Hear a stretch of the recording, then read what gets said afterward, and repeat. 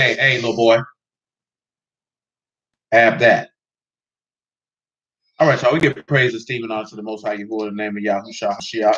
Pardon my lateness, but we are here now. Get to John chapter 5, verse 39. Silence.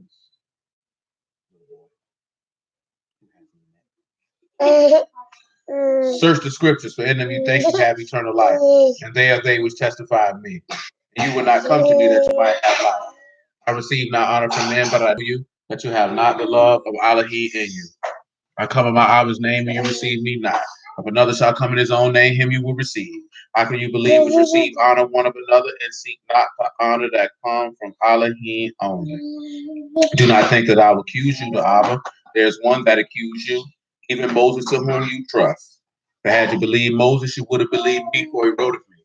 But if you believe not his writings, how shall you believe my words? So we're going to continue from what we began with on Wednesday. Well, I want you to go to Proverbs chapter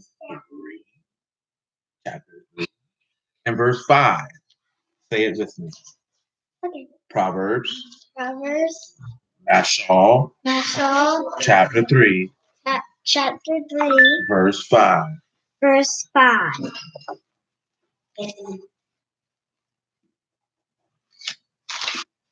Next time we're going to see it. Nice and loud. Okay. Proverbs 3 and 5. Trust in Yahuwah with all your heart, and lean not unto your own understanding. Now, of course, we went over things of this nature before, but I'm going to do it again. I want you to look at this word for trust, because in order to deal with what we're going to conclude with this evening, this must be done. So when you look at trust, of course, you know it is batak, and that's what you have confidence in, and you're secure in, and you feel safe. Ba, tet, and kai. So the sun you're contained in the sun, and you're separated. I want you to come over here to Galatians chapter 3. Then from Galatians 3 to John 17. Forgive me if it seems remedial, but it is necessary. In order for you not to lean to your own understanding, Yahuwah has to be inside of you. And this is what will separate you, because you attain of inheritance in Yahushua, which is set apart by faith. See, a lot of people don't trust in Yahuwah. That's why we're dealing with that new wine. Pardon me for a moment. Both of you come here. Both of you. Say anything and fix your face. Don't need to do it. Now, I asked you both to sit down and be quiet, did I not? Did I ask y'all to do that? I didn't ask you any questions. I asked you one question. Did I ask y'all to sit down and be quiet? Did I ask you to do that, sir? I'm talking to you, sir. The proper thing to do is to speak back. Did I not ask you to sit down and be quiet, sir? Now, you can respond or you can go to your room. What would you like to do? Would you like to respond? So did I ask you to sit down and be quiet? Isaiah, did I ask you to do that? Did I not ask you to sit down and be quiet? Sir, you know how to talk? So if you don't want to talk, you can go to your room. So did I ask you to sit down and be quiet? Why did you choose not to do that? I was talking. Oh, no. Let me tell you something, son. She don't dictate what you do. If she don't want to sit down and be quiet, that ain't got nothing to do with you. Look at me when I'm talking to you. That ain't got nothing to do with you. You do what I told you to do, not what she's doing. So you gonna let your little sister get you in trouble. That's what you telling me?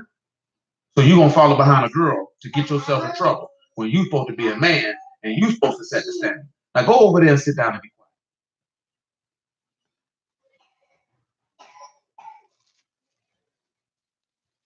quiet. Or cut it out. Cut it out. Cut it out. Take your rebuke like a man. You were wrong. Going over there burying your face in the pillow crying ain't gonna do nothing for you. Now get up there and sit up straight like a man. Fix your face and suck them tears up.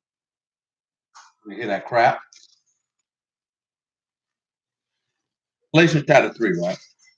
I want you to come over here to verse 26. Come over here and sit right here. Come over here and sit on over. Well, you ain't in trouble, boy. Get over here and sit on. Get over there. Right there. What you crying for, son? What you crying for? Well, you ain't in no trouble, boy. Am I yelling at you? No. Am I finna hit you? No.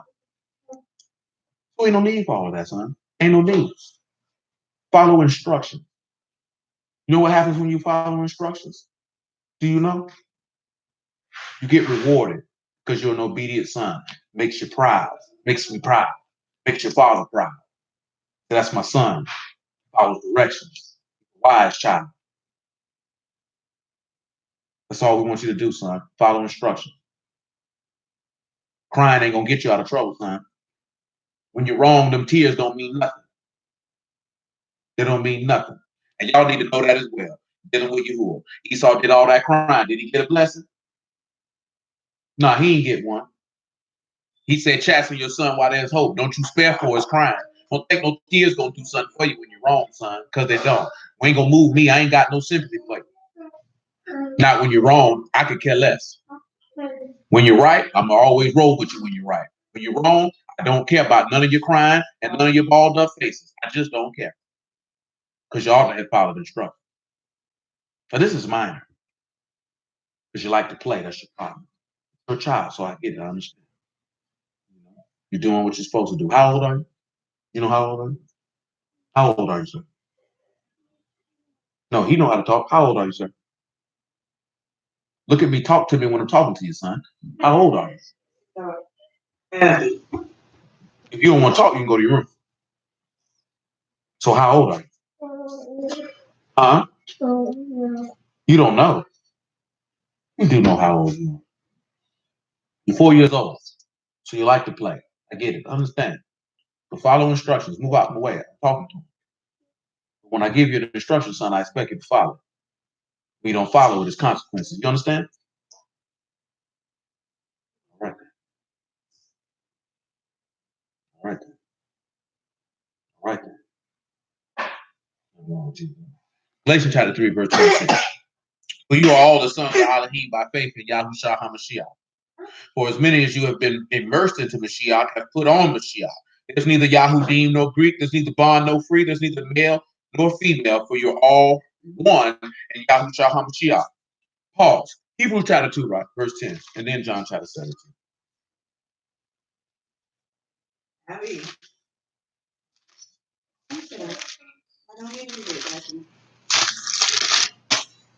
Go sit down. Ain't nobody asking about him. Go sit. No, leave him alone and go sit down.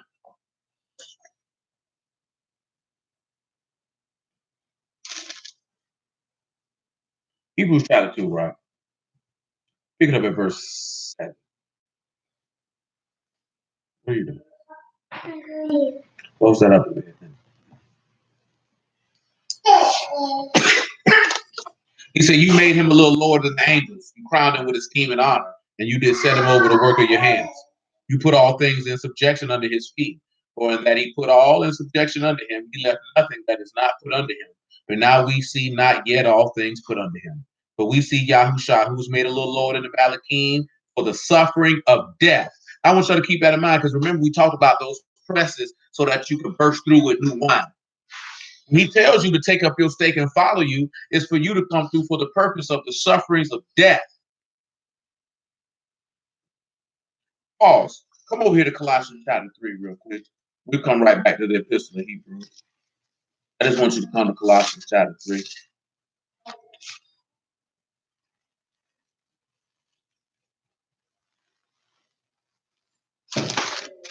I think I want verse 15. Let me make it so. It ain't verse 15. What I want is verse 5. Colossians 3 and 5. Hold in Hebrews chapter 2 and John chapter 17. Proverbs chapter 3. Are you okay? You okay? You okay? Are you okay? Colossians 3 and 5. Mortify, therefore, your members which are upon the earth. Mortify means to kill. He said, your members. Remember in Romans chapter 6, he said, whoever you yield your member service to is who you obey, whether righteousness unto life or sin unto death. So therefore, you have to be able to have the ability to regulate yourself. Now, we talked about this a little bit on Wednesday as well, that you can't put new wine in the old vessel because you're going to destroy the old vessel. New wine got to be put in new bottles. I had this conversation earlier today, and I'm going to tell you like this here. When it comes to salvation, when it comes to lifting weights, when it comes to running a business, I don't care what it is that you're trying to perfect, if you will. There's hard work and sacrifice that must be done. And if you're not willing to do the work, then you will not have the success. And you do not, at least not from me, are going to get any sympathy or a kind ear for to hear the complaining about the success that you have not achieved from the work that you have not done. At the end of the day, you got to put in the work. And I told brother this earlier, and it's the truth. I was able, and this is in 1 Corinthians chapter 7, what I'm referencing. I was able to expand in understanding at a very rapid rate for one reason and one reason only, because I had no wife. And just like Paul wrote, he said, when you unmarried, all you have to focus on is pleasing the Lord. When you're married, you got to focus on pleasing your spouse. And because I had no concern with having to please anyone but Yahuwah, that allowed me to focus solely on him. Going back to trusting Yahuwah with all your heart and leaning not to your own understanding. Now I can be secure and confident in him. See, we all say that we want understanding, but the understanding comes from trust. From the trust comes obedience. So I say the just, why do y'all think I keep telling y'all over and over again that just live by their faith? Your understanding is not just going to come from reading. Your understanding is not just going to come from looking at my face on a Friday night or on a Saturday afternoon or Wednesday evening. Your understanding is going to come from your belief and application of said word. Without that, you will never understand. You cannot understand without the obedience. You have to understand that. You will never understand without obedience, because understanding is insight. Understanding is insight. How can you have insight on something you're not doing? You can't. Wisdom is the knowledge, is the information.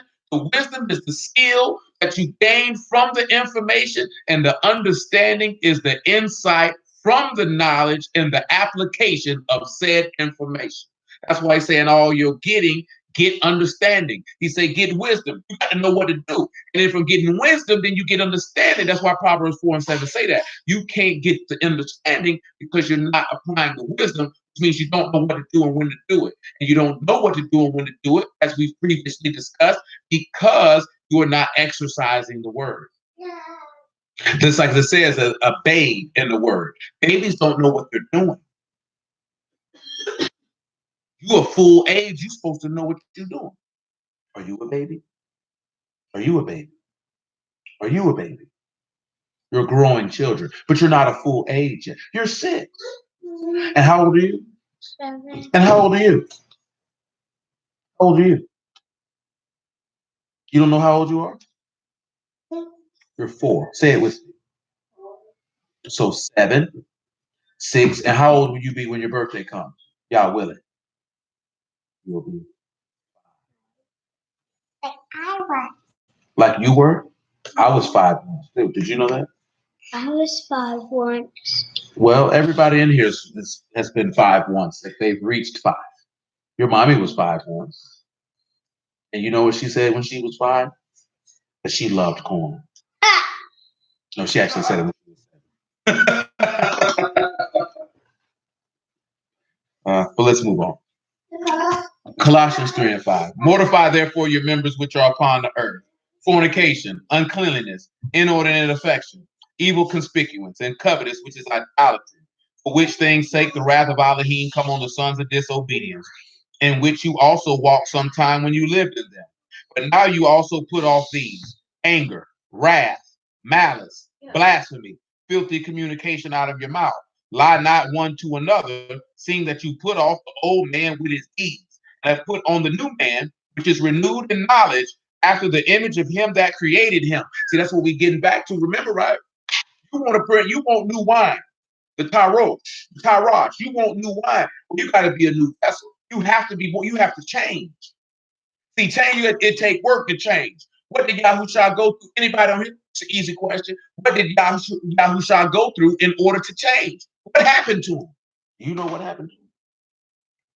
What happened to him? Do you know what happened to him? What happened to him, Adam? He what? He fell. He died? Well, you would be right, Abigail. Oh, I was just going to say that. He Well, died. Well, good for you. That is correct. And you know what happened after he died? What happened, Abigail? He bumped his head. He disobeyed. No. What happened? Do you know what happened? He went in the ground. He did. And then after he went in the ground, did you know what happened 3 days later? What happened? God made him back alive. He made him back alive. He rose from the dead. Very good. See, he rose from the dead, children. He rose from the dead. So when he rose from the dead, and that's correct, gentlemen, he was what? A new creature. Do you know what he was when he rose from the dead, children? He was good.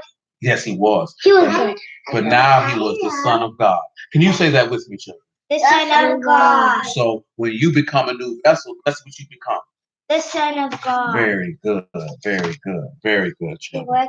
And what does God say? He was the Son of Man when he went in the grave, but he came out the Son of God. I'll be. Are we going to be the sons of God? Would you like to hear what it says? Yeah. I read this to y'all Wednesday, but I'm going to read it again for the children. First John 3. Yes, you can read it. Am I going to read to you tomorrow?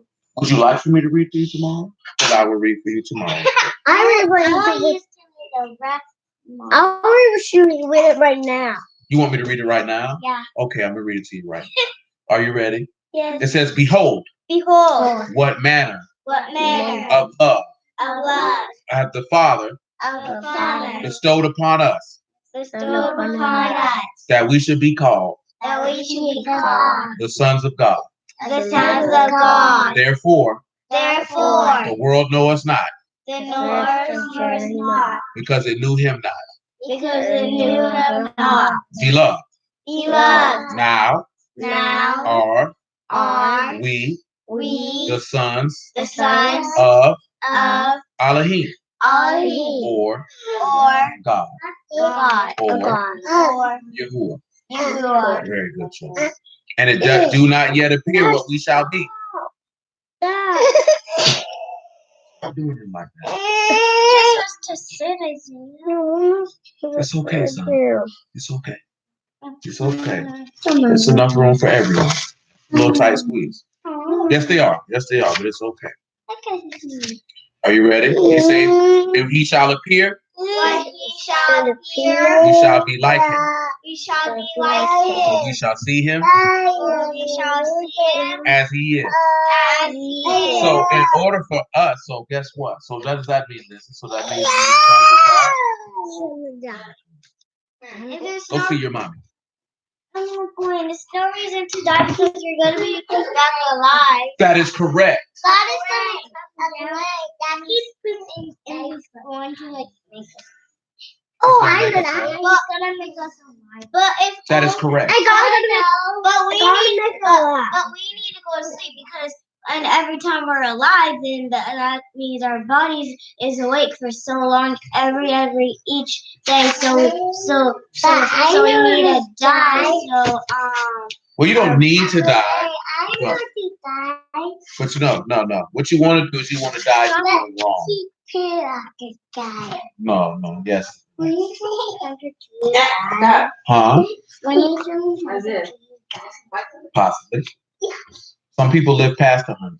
But if you live in Yahuwah, then you never die. You live forever. Even children can die when we're not old. It doesn't matter. As long as you trust Yahuwah, you'll live forever. I trust him. You trust him? Very good. You do too, Renee? Very good. Back to Colossians chapter 3 and verse 9. Well, I'm sorry, I already read that. So why am I mentioning that? I'm mentioning that for this reason. It's because you have to be made new. Now, we're looking at, I didn't read the verse that we're leading off with, and you will not get to in a moment. But let's go back to Hebrews chapter 2. What the video is named after. But I'll get to that in a moment. because we're dealing with new wine. This is a topic that we've never discussed at length. Praise be to Youve. He see fit for us to do so now.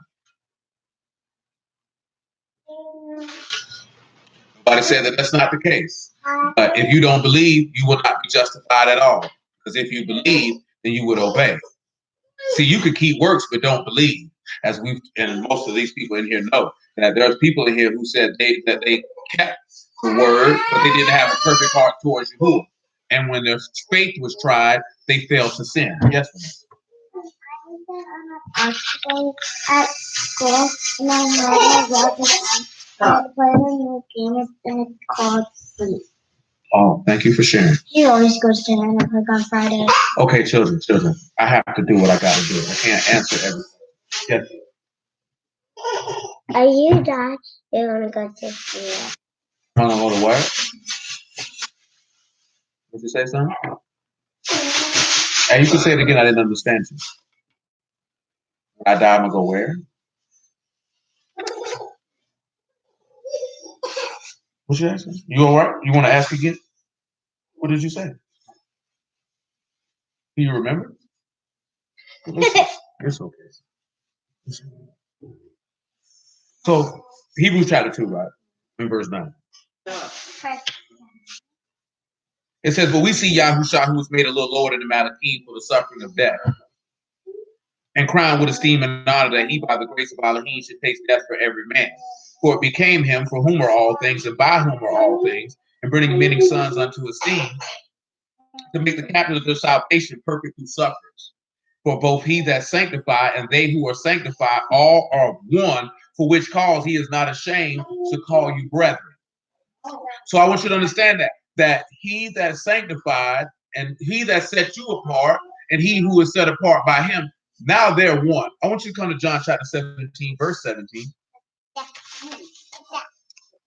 Can I repeat? John chapter 17, verse 17. I need you to focus, children, because we got to teach the word now. Put that in the trash can and stop playing with it.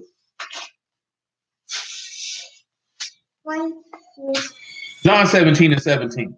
Sanctify them through your truth. Your word is truth. As you have sent me into the world, even so I've also sent them into the world. And for their sakes I sanctify myself, that they also might be sanctified through the truth. So you're going to have to set yourself apart through your batak, or through your trust, or through your confidence, or the sureness and reliability of the word of Yahuwah. So you can't receive the Ruach HaKodesh without faith. Hey, I asked you to stop doing that. I would appreciate if you follow my instructions. Is it time to draw? So put that to the side and leave it alone. Be quiet. Hey, little boy, keep your hands to yourself.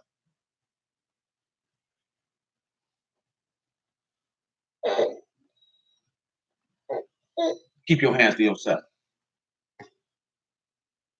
I ain't gonna tell you again. I know your pride hurt. Go to your mom. Go.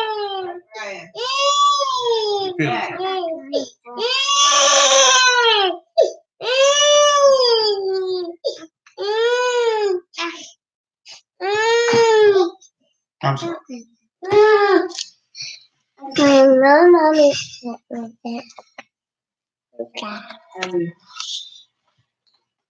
I'm in verse 19 of John chapter 13.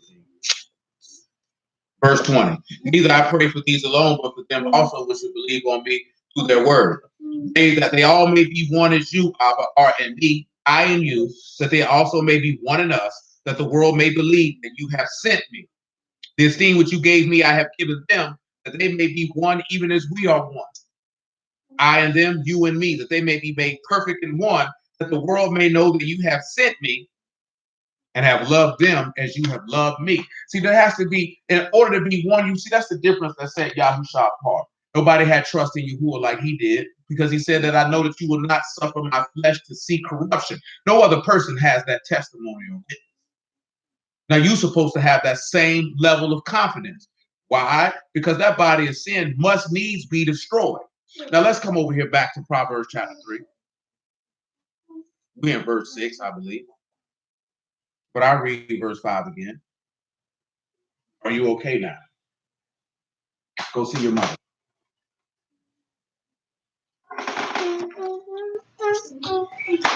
Proverbs 3 and 5. Trust in Yahuwah with all your heart. Lean not unto your own understanding. In all your ways, acknowledge him, and he shall direct your paths. Now I want you to look at acknowledge. See, that's what a lot of people's problem is you don't acknowledge Yahuwah and what you're doing. You don't. So that's why your paths end up being directed by yourself. Now here with acknowledge, it's yada, which is to know. Y'all familiar with that word? Yad, dalet, and ayin. You know the right hand sacrifice. You know his hanging. See, come back over here and sit there and you think about it, right? One of the definitions for yada is to know by experience. Y'all must want to go to bed. That's what you must want to do. Or you must want to get your butt whooped in front of company. Is that what you want? I didn't think so. Matthew chapter 20.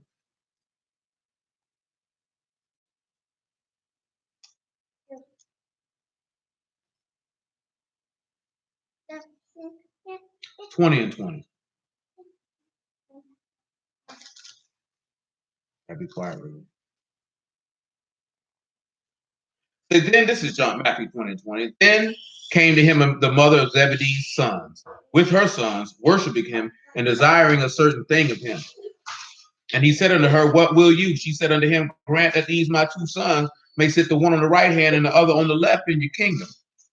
And Yahushua answered and said, you know not what you ask. Are you able to drink of the cup that I shall drink of and be immersed with the immersion that I'm immersed with? Come on back to Proverbs chapter 3. Because he's sitting here letting you know that in everything that he did, he acknowledged him. You know, in John chapter 12, Yahushua said his father gave him a commandment what he should say and what he should speak. In John chapter 6, he said, I didn't come down from heaven to do my own will, but the will of him that sent me. Because he knows by experience Yahuwah. When you know by experience who Yahuwah is, then he will direct your path, because the word for direct is yashar, which is upright. See, your paths can't be directed. You don't take the time. Remember, what did we just read with the children in 1 John chapter 3? He said, we become the sons of Elohim because the world know us not, because it knows him not. The book tells you also in that same chapter of that epistle of John that whosoever sinned has neither seen him nor known him. So a lot of people don't know Elohim because they're in the midst of sin. This is why I've been telling y'all for years. Don't let no old duck-faced, bullet-brain, pea-brain idiot tell you can't stop sinning. That's somebody who's telling you they don't know Yahuwah. They don't know Yahushua. They don't know Elohim. You don't know Elohim because you can recite some verses. You know Elohim because you trust him and you obey him.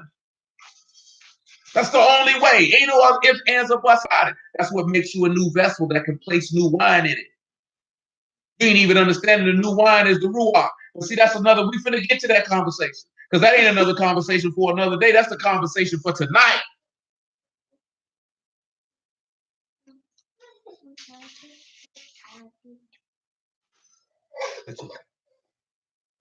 You have to think about that. Everybody read that parable in Luke chapter 5 about you can't put new wine in old vessels. Not understanding he telling you got to be born again. But you say you don't like the new. You straightway like the old. Because you like what you've been doing. But what have you been doing? What has it gotten you? As Paul stated in Romans chapter 6. What fruit have you in those things that you are now ashamed? We just talked about that a few weeks back when we were looking at Ezekiel chapter 36. He told you need to be ashamed.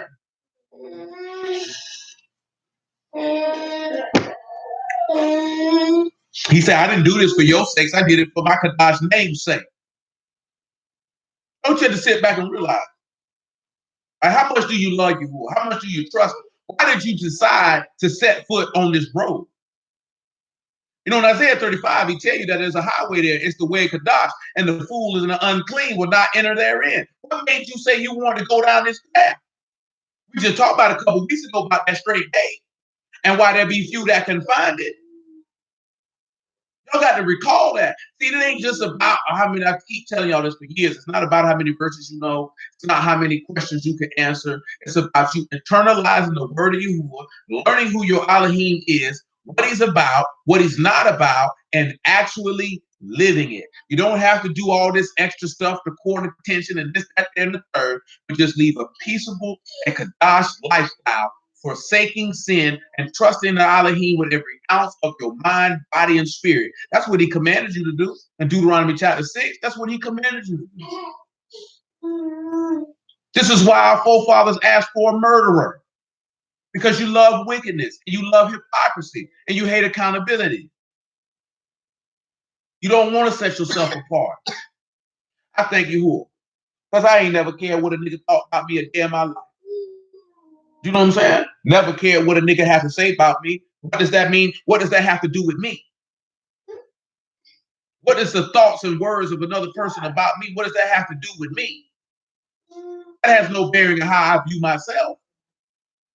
So then when I come and meet Yahuwah, it's about how Yahuwah sees me. Screw how another person sees me. If they see me, they should see that this person is a righteous individual who lives his life according to the ordinances and word of Yahuwah.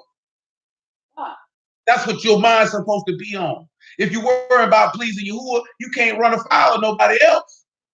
We've went over this before. But nevertheless, be not wise in your own eyes. Fear Yahuwah, depart from evil. It shall be health to your navel, marrow to your bones. Honor Yahuwah with your substance and with the first fruits of all your increase. So shall your barns be filled with plenty, and your presses shall burst out with new wine. Now we talk about them presses, right? Let me run that back for you with them presses.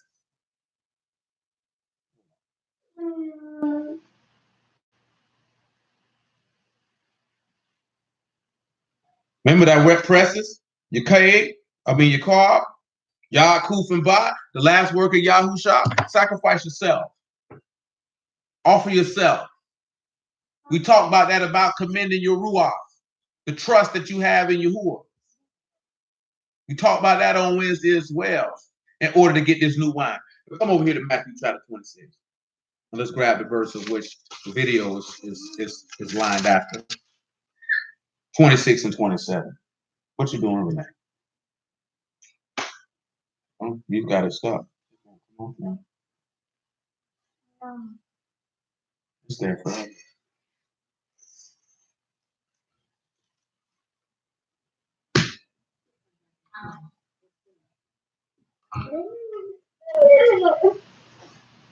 There's two. Matthew 26 and 27. He took the cup and gave thanks and gave it to them, saying, drink you all of it. For this is the blood of the New Testament, which is shed for many for the remission of sins. But I say unto you, I will not drink henceforth of this fruit of the vine until the day where I drink it new with you in my Abba's kingdom. Now, he just made a statement. Now, I'm going to open this up for everyone here. What do y'all think he means when he says, I will not drink the fruit of this vine till I drink it new with you in my Father's kingdom? Considering that we already know, that we just dealt with a couple weeks ago, that the vine produces the fruit of the vine, which cheers Elohim and man, or rejoices Elohim and man. So why do y'all think Yahushua say outside of the priest can't drink wine going into the holy sanctuary? Because that's not what we discussed this evening. Y'all already knew. Why do you think that Yahushua made this statement that he won't drink wine with you till he drink it new wine? The river of wine in the new kingdom? Scripts don't talk about no river of wine in the kingdom. That's a river of everlasting life. Are you shaking? Why y'all think he made that statement?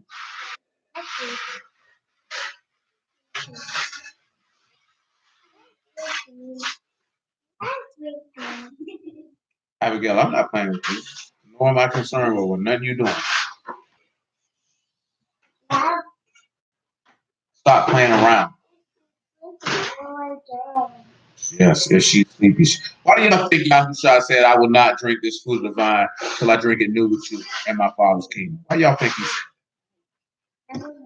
You don't know? Well, I'm going to tell you shortly.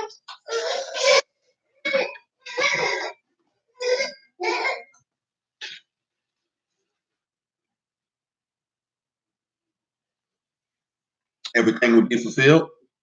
I can see that. See that?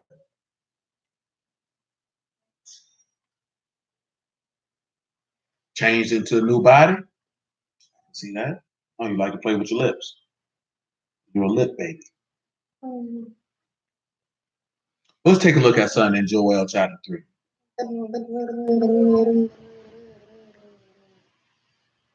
Y'all on the right? Who remembers what the... Well, I already said it, so there's no need for me to ask something. Stop.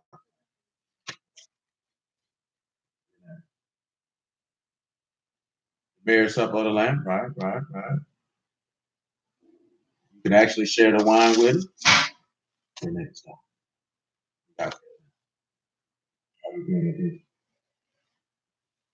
What I just said. Matter of fact, hold on. Before you come over here to Joel chapter 3, let me get you a little bit of Joel chapter 2. So you can receive the gift of the Ruach HaKodesh. Okay. Come over here to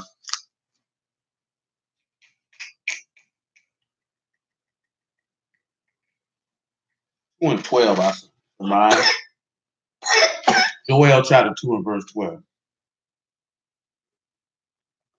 Let's take a look. Therefore, this is Joel chapter 2, verse 12. Therefore, also now saith Yahuwah, turn you even to me with all your heart, with fasting, with weeping, and with mourning. See, Paul, in the epistle of James makes the statement. Let's just look at it. Epistle of James chapter. I just said that because my mind drew blank. So when my mind went blank, that just means we need to go look at it. Buffing man, what you want? Don't pull on her like that. Go see what he wants.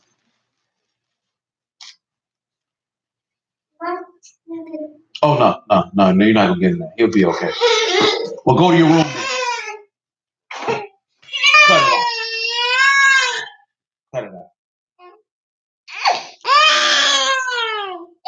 Don't pick him up. Don't come to him.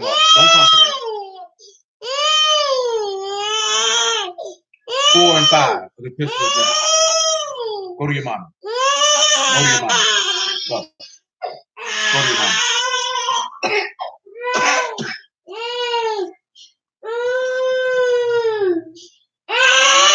James chapter 4, verse 5. Do you think that the scriptures say in vain that the Ruach dwell in us, lust to envy? But he give more grace. Wherefore he say, Elohim resist the proud, but give grace unto the humble. Submit yourselves therefore to Elohim. Resist the devil. He will flee from you. Draw near to Elohim. He will draw near to you. Cleanse your hands, you sinners. Purify your hearts, you double-minded. Be afflicted and mourn and weep. Let your laughter be turned to mourning and your joy to heaviness. Humble yourselves in the sight of the Lord. He shall lift you up. Why did we say this here? Because this is what Yahushua did. He humbled himself, and then you can come back to Joel chapter 2. And he turned himself over with fasting, with weeping, and with mourning. You know that he wept. You know that he mourned because he was exceedingly sorrowful under death. What, you mad? What, you mad? Oh, you thought you were above reproach. Is that what it is? You got a problem? You want to solve it? I didn't think so. And of course, y'all know when they speak of the cup and who drink of it. And also, we dealt with that a couple years back. Matter of fact, I remember when we dealt with it. Y'all have mercy on his soul. That was around the time when our brother Goldie passed. About Yahushua passing on the stake. Little girl, if you don't sit down, I'm going to whoop your behind. Because now you're just pushing the limit. Find you somebody to play with. Because now I'm beginning to be disgusted. Because you think somebody playing. Abigail, don't play with me. Don't play with me. Find you somebody to play with. Don't play with me. So, he fasted on the stake, or he was afflicted. That's another conversation for another day. But with the purpose of what you see in the epistle of James is the ability to turn to Yahuwah and humble yourself. See, the mourning and the fasting and the weeping, that's humility to Yahuwah. See, look at verse 13 of Joel chapter 2. I don't care where she sits. Just sit and don't move. Next time you get up, you're going to bed. Do you understand? If you better pee, you better pee on yourself. You better have your diaper on. You got your diaper on? You better go get it.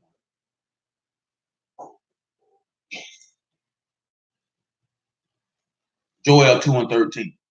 And rend your heart and not your garments.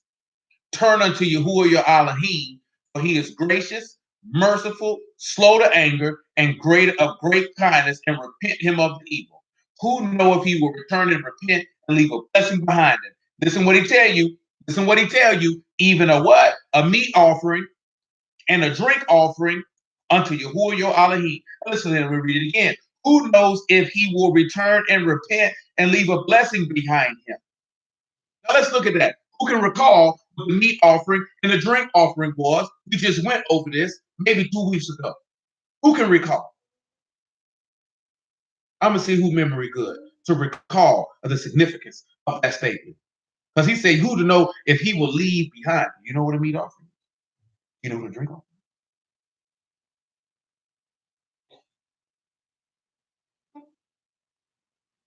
Do you know who left a meat offering? Do you know who left a drink offering? Well, I will soon tell you, little Renee. I will soon. Yes, that was in the book of Numbers, sir. That is correct.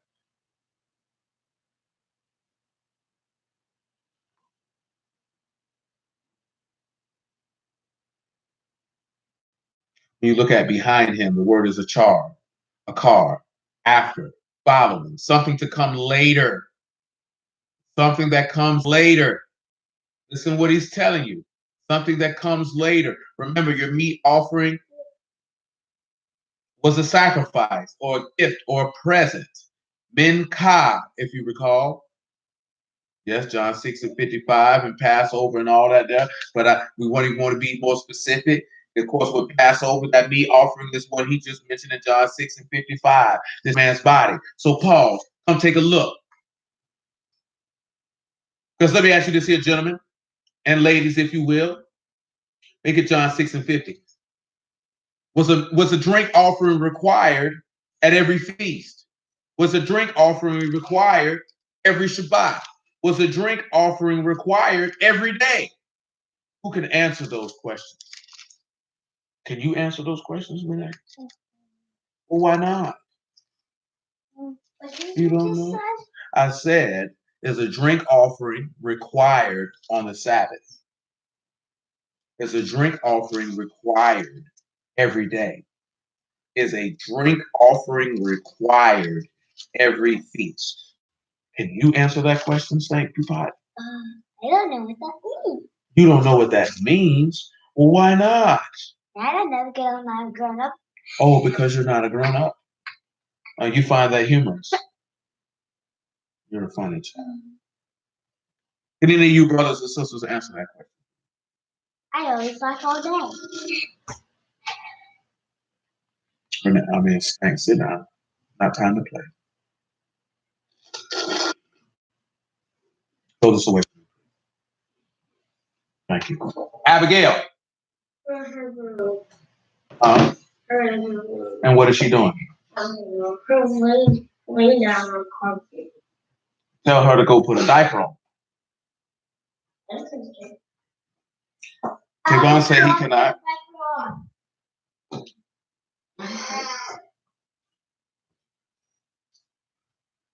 Is a drink offering required on the feast days? Is a drink offering required on the Sabbath? Is a drink offering required every day? Mommy. Don't help her out. I know what the text is. That's okay. Stank, don't do it.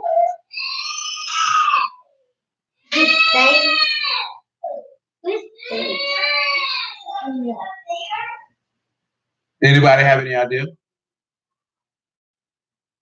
Is it drink like a Yes, it's wine actually. like water? Something like that. It's fermented grape juice.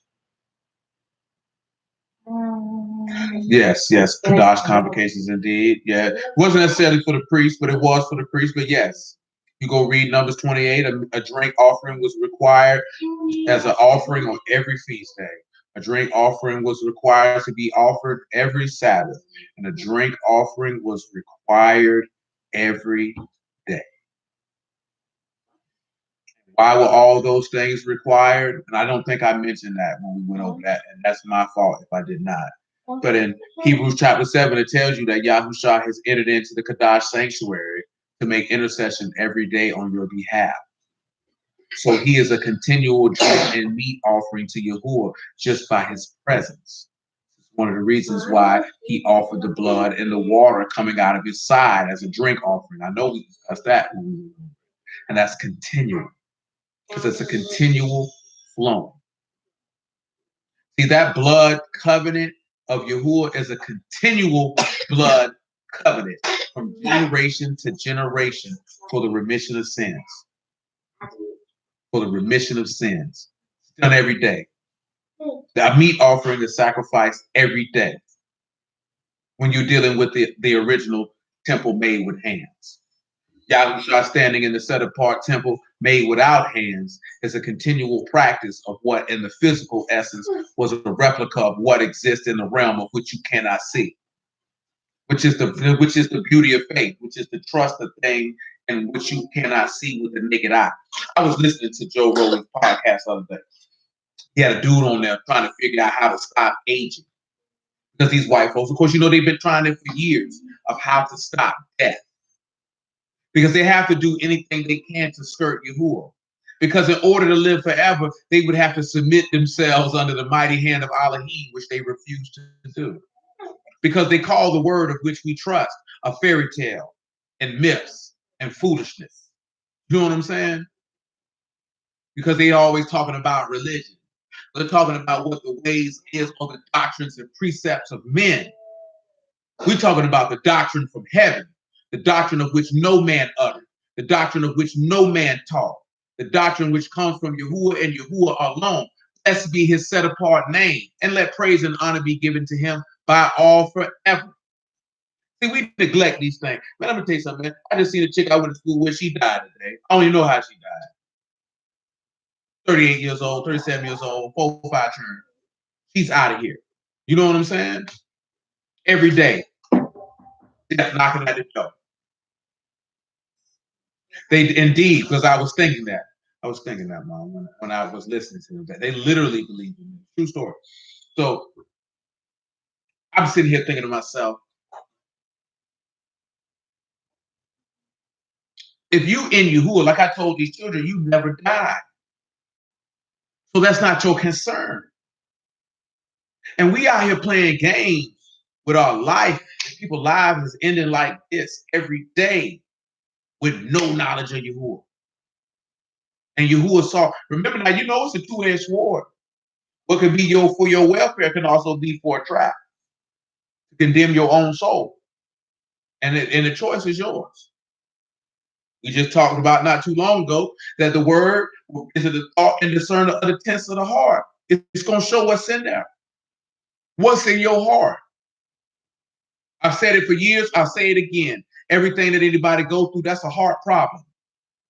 It's a heart problem. Matter of fact, since he's telling you to rend your heart and not your garment, let me get this doggone Mark chapter 7 before I tell you this word for drink offering. Get your Mark 7 and 17 if you would.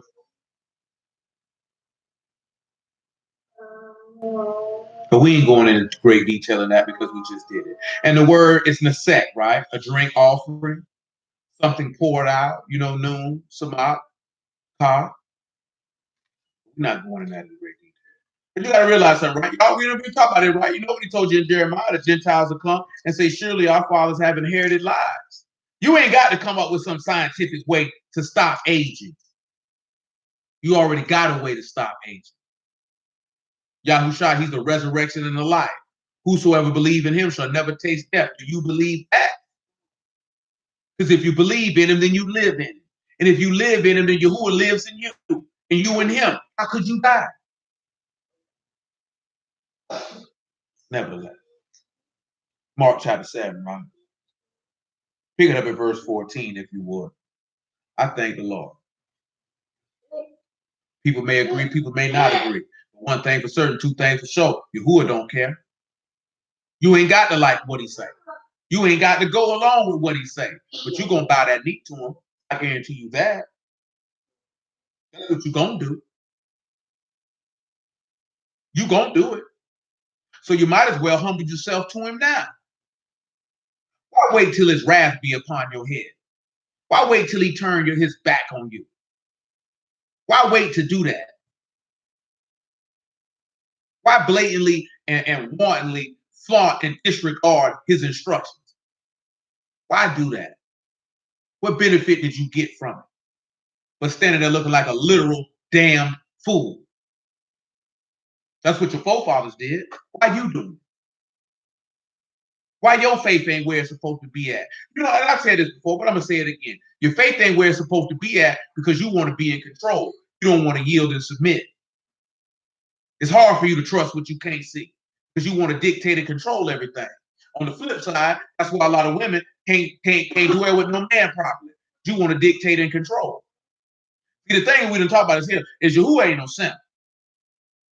So all that chasing behind you and begging you, and see, that man ain't gonna do that because he ain't gonna devalue himself because he know who he is and he know what he worth. And you can get down with it or you can slide. That's how he see it. We've talked about this before, have we not? That's how he see it. So y'all got the game twisted because you out here in a world full of simps that you think the man of man, the kings, the Lord of lords is a simp. He is not. He said you ain't got to respect him. He'll get that respect out your back behind later. Hook or crook, he gonna get it up out you. You know what I'm talking about? It don't make no difference. That man is not gonna devalue himself to get you a part of his kingdom. That's what he's not gonna do. That's what he's not gonna do. He ain't gonna do it. He'd rather kill you first before he devalue himself. You know what I'm saying? And that's how you have to. And what that is that's a ruling class mentality. That's the mind of a ruler. Every man, I'm speaking to every man. You're supposed to have a mind of a ruler, which means you're supposed to have the mind of Mashiach. You ain't supposed to devalue yourself. That's what you do every time you sin. That's what you do every time you distrust Yahuwah. That's what you do every time you doubt. You devalue yourself. And therefore you saying you're devaluing him. This is a real man you're dealing with. You can roll with him. You can trust him. He ain't going to do you wrong. You do yourself wrong. Yahuwah ain't going to do you wrong. Nevertheless, Mark chapter 7, right? Verse 14. And when he had called all the people unto him, he said unto them, hearken unto me, every one of you, and understand. There is nothing from without a man that entering into him can defile him. For the things which come out of a man, those are they that defile the man. If any man have ears to hear, let him hear. If anybody believe, go ahead and listen and obey them. We just went over that as well. And when he was entered into the house of the people, his disciples asking him concerning the parable, he said unto them, are you so without understanding? Do you not perceive that whatsoever thing from without enter into the man, it cannot defile him? Because they enter in not into his heart, but into the belly, and go into the drought, purging all meats. And he said that which come out of the man, that defile the man. From within, out of the heart of men proceed evil thoughts, adulteries, fornications, murders, thefts, covetousness, wickedness, deceit, lasciviousness, an evil eye, blasphemy, pride, foolishness. All these things come from within and defile the man. See, that's the problem. That's why I say either make the tree good or make the tree corrupt. See, that's the thing. It's the heart. That's the problem. And we went over this when we read Ezekiel 36, when he said, make you a new heart and a new spirit. We dealt with this when we read Ezekiel 18, make you a new heart and a new spirit. We dealt with this when we read Ezekiel 43, where he said you got to be circumcised in flesh and heart. That's the problem. It's your heart, it's your mind. That's the problem. The problem. That's the problem. That is the problem. Your heart's not right. You won't renew your mind. You won't mortify your members. That's the problem. Did we not just talk about being born again last week? Was that last week? Somewhat, but we did at the baptism. You got to be born again. As a brother I know put it, what's the fluid that be in y'all womb? What they call it? what it was, amniotic fluid. The brother, I like how he put that. Brother said you need that amniotic fluid from heaven. Ain't that what it say? Be that you got to be born of the water and the spirit. You need that amniotic fluid from heaven. That's what you need. That's a segue for what we're gonna do tomorrow, by the way. Y'all with it. That's what you need. You need that amniotic fluid from heaven. See, that's everything. Nobody want to do all that. Everybody want to do it on their own. Everybody think and nobody being born again. To be born again, you got to die. What you gonna put to death? Do we not just read in Revelation chapter 3? You got to strengthen the things that which remain that are ready to die.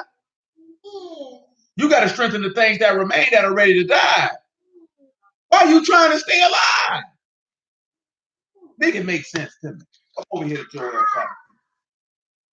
How can that which is after you trying to cleave to?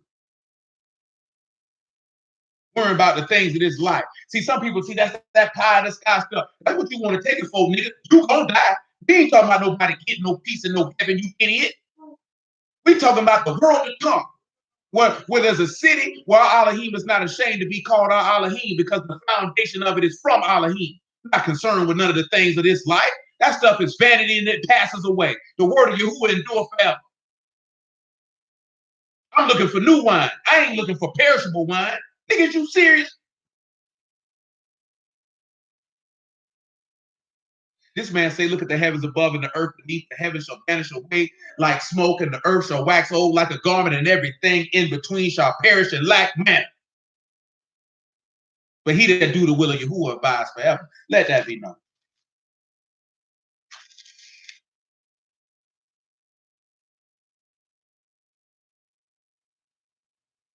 Well, I mean, it's all good. And I can see that, but like you said, though, and I respect that.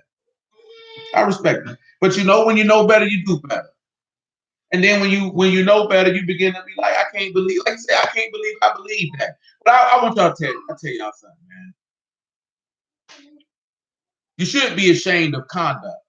But don't never be ashamed of yourself for where you were at a particular time in life. You did the best you could with the information you had at the time.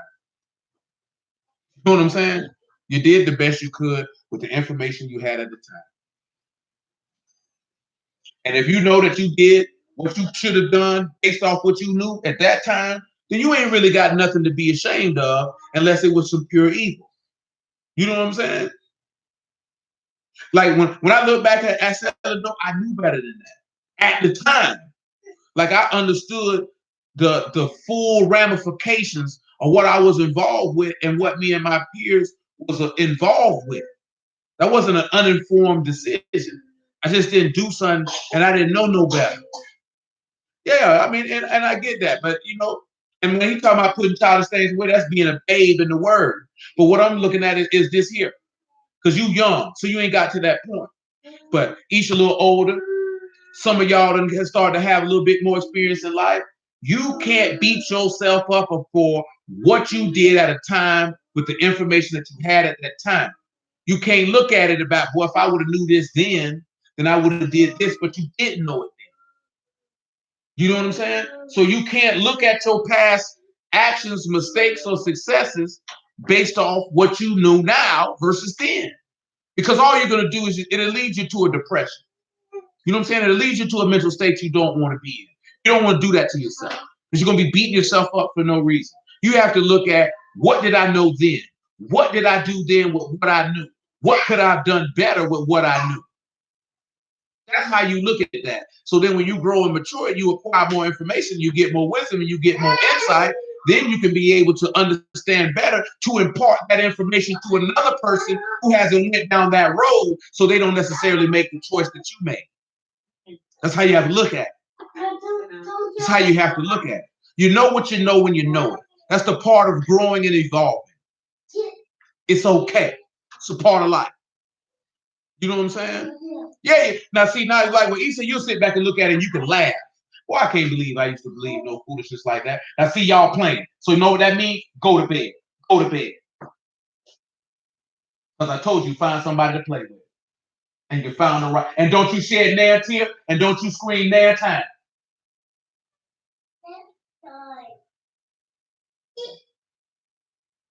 Keep the noise to yourself because you're wrong. But I want you to understand that. See, when you look at it, right? I don't want none of y'all to be looking like, well, if I would have knew the word back then, I wouldn't have did this and wouldn't have did that. But I used to look at this stuff a little different. What I used to look at was, what if he would have allowed me to get in certain situations and circumstances, and then the word came, what would have occurred? Pardon me for a moment. Come here, Abigail. Come on here, Abigail. Come on here, Abigail. Come on. Since you want to yell, let's have something for you to yell about. Oh, that's you, Isaiah? You want to yell too?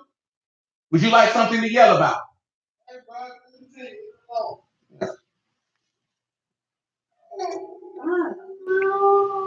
Think about that.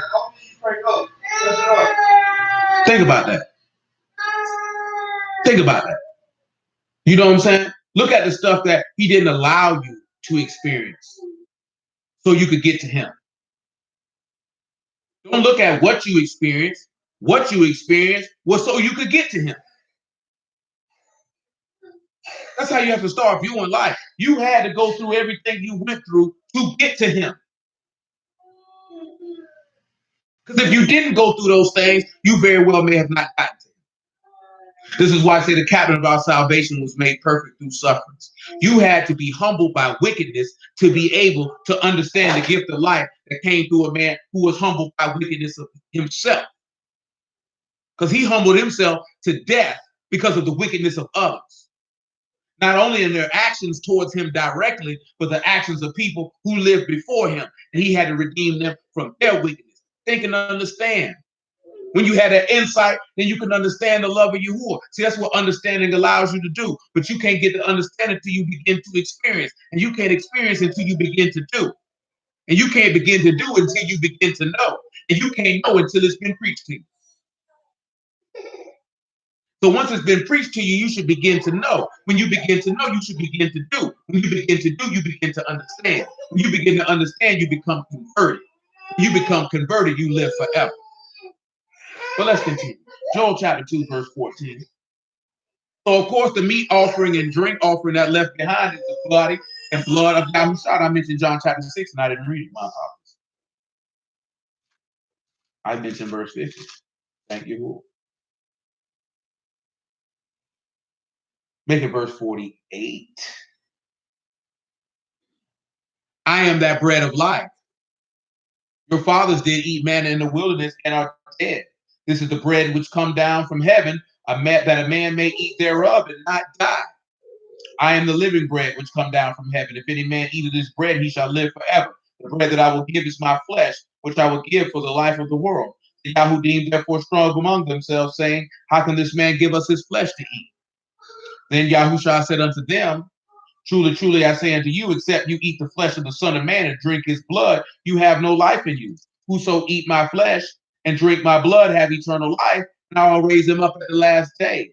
For my flesh is meat indeed, and my blood is drink indeed. He that eat my flesh and drink my blood dwell in me, and I in him.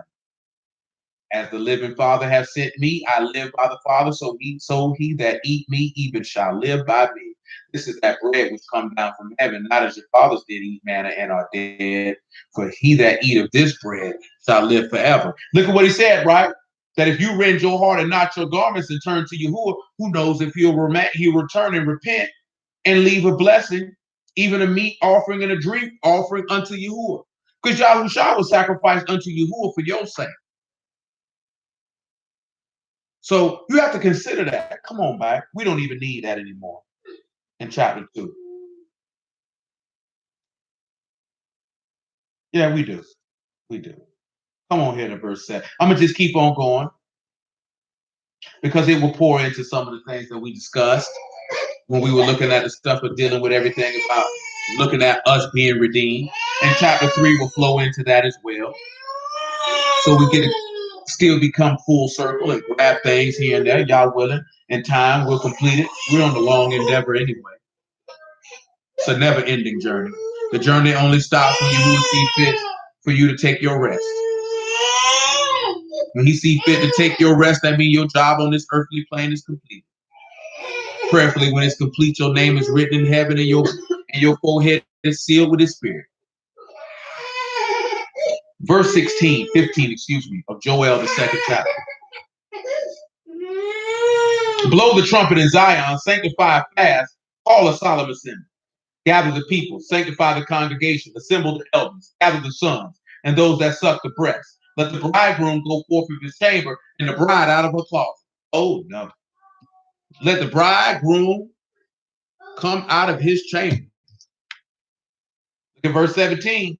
Let the priests, the ministers of Yahuwah, wait between the porch and the altar, and let them say, spare your people, O Yahuwah, if not your heritage to reproach, that the heathen should rule over them. Wherefore should they say among the people, where is their Elohim? Then Yahuwah will be jealous for his land and pity his people. Now remember, he said so that the heathen would not rule over them. You know from past conversations that the heathen will rule over us by way of the beast. And he gonna sit back and he gonna mock your Elohim and say, where Yahuwah at? Where Yahusha at? Where he at? That's what these people doing now. They sit there and they mock you. You believe in that, John? You got people who say they bruised. Ain't nobody coming to save you. This is how people feel. This is how people talk. Ain't nobody coming to save you. This is how people feel. This is how people talk. Mocking your faith, trying to overthrow it. You have no idea the level of work that people go through every day to overthrow the faith of men.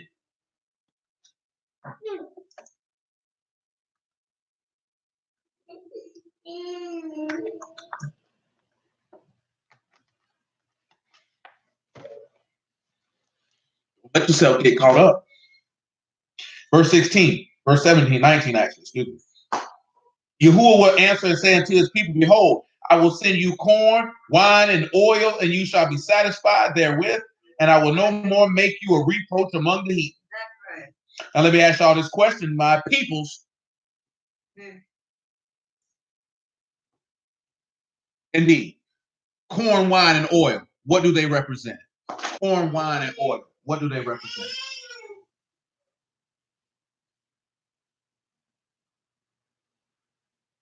Little no-neck boy. Corn, wine, and oil, what does it represent?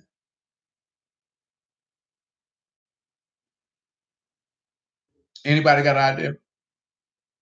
Little Muffin Man. Little Muffin Man.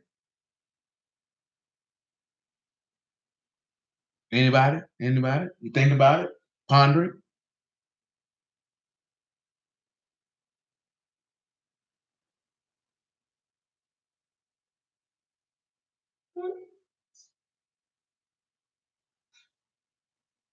I guess nobody got an idea what the corn, wine, and oil represents.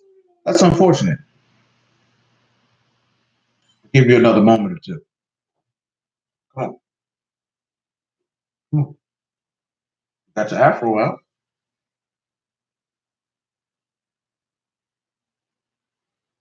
Oh, you upset with me, huh? You mad? You ought to be. Say harvest, harvest.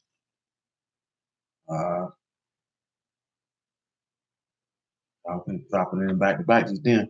Let me see.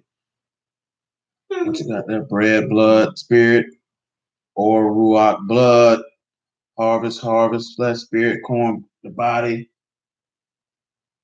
So yeah, when you look at corn, not flesh in that instance, but let me show you what the corn is. Revelation chapter 2. But definitely with the harvest, because that's going to be a gathering. That's why he said he'll send that there. So I see y'all come with the harvest. Mine and Marquise there.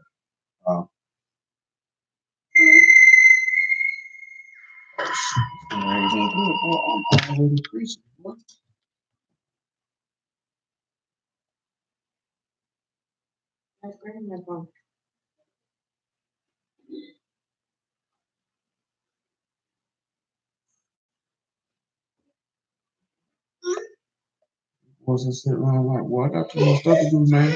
I can't get everybody here time. Revelation chapter 2. We'll say about verse 14. I don't think it's it.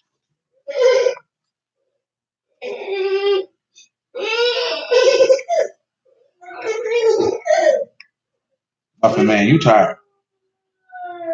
You tired, man. That's why you acting like it. I think it's Revelation chapter 3 if I need. Revelation chapter 3. Here's Revelation chapter 2. First time. Verse 2 escapes me.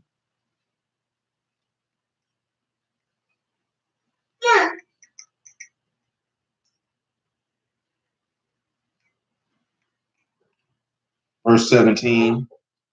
Revelation 2 and 17. The corn, if you would. Matter of fact, let me ask you this here. What does the text describe? No, they didn't give it away. Revelation 2 and 17. He that have an ear, let him hear what the Ruach saith unto the houses. To him that overcome will I give to eat of the hidden manna, and I will give him a white stone, and the stone a new name written, which no man knows, saving he that received it. So when you look at what the corn is, it is the hidden manna. The hidden manna is the Malachim's food, as it's described as a coriander seed, if you would, sweet like honey. Now, of course, when you look at the wine or the blood, as mentioned, which is again a good thing mentioning with harvest, and you're looking at covenants. You're looking at oil, as you've mentioned. Now you have ruach. So if he's going to send hidden manna, covenant, and ruach, because you should recall from Ezekiel 37 that he said he would make a covenant of shalom with you. This is why the beast, not the beast, excuse me. This is why Satan and Gog and Magog are not able to do anything to you, because if they did, Yahuwah has violated the covenant of shalom that he promised. That's why you see that. That's why Gog and Magog are not able to touch you. This is why Hashatan is not able to touch you through the influence of Gog and Magog. Because in Ezekiel 37 and about verse 25,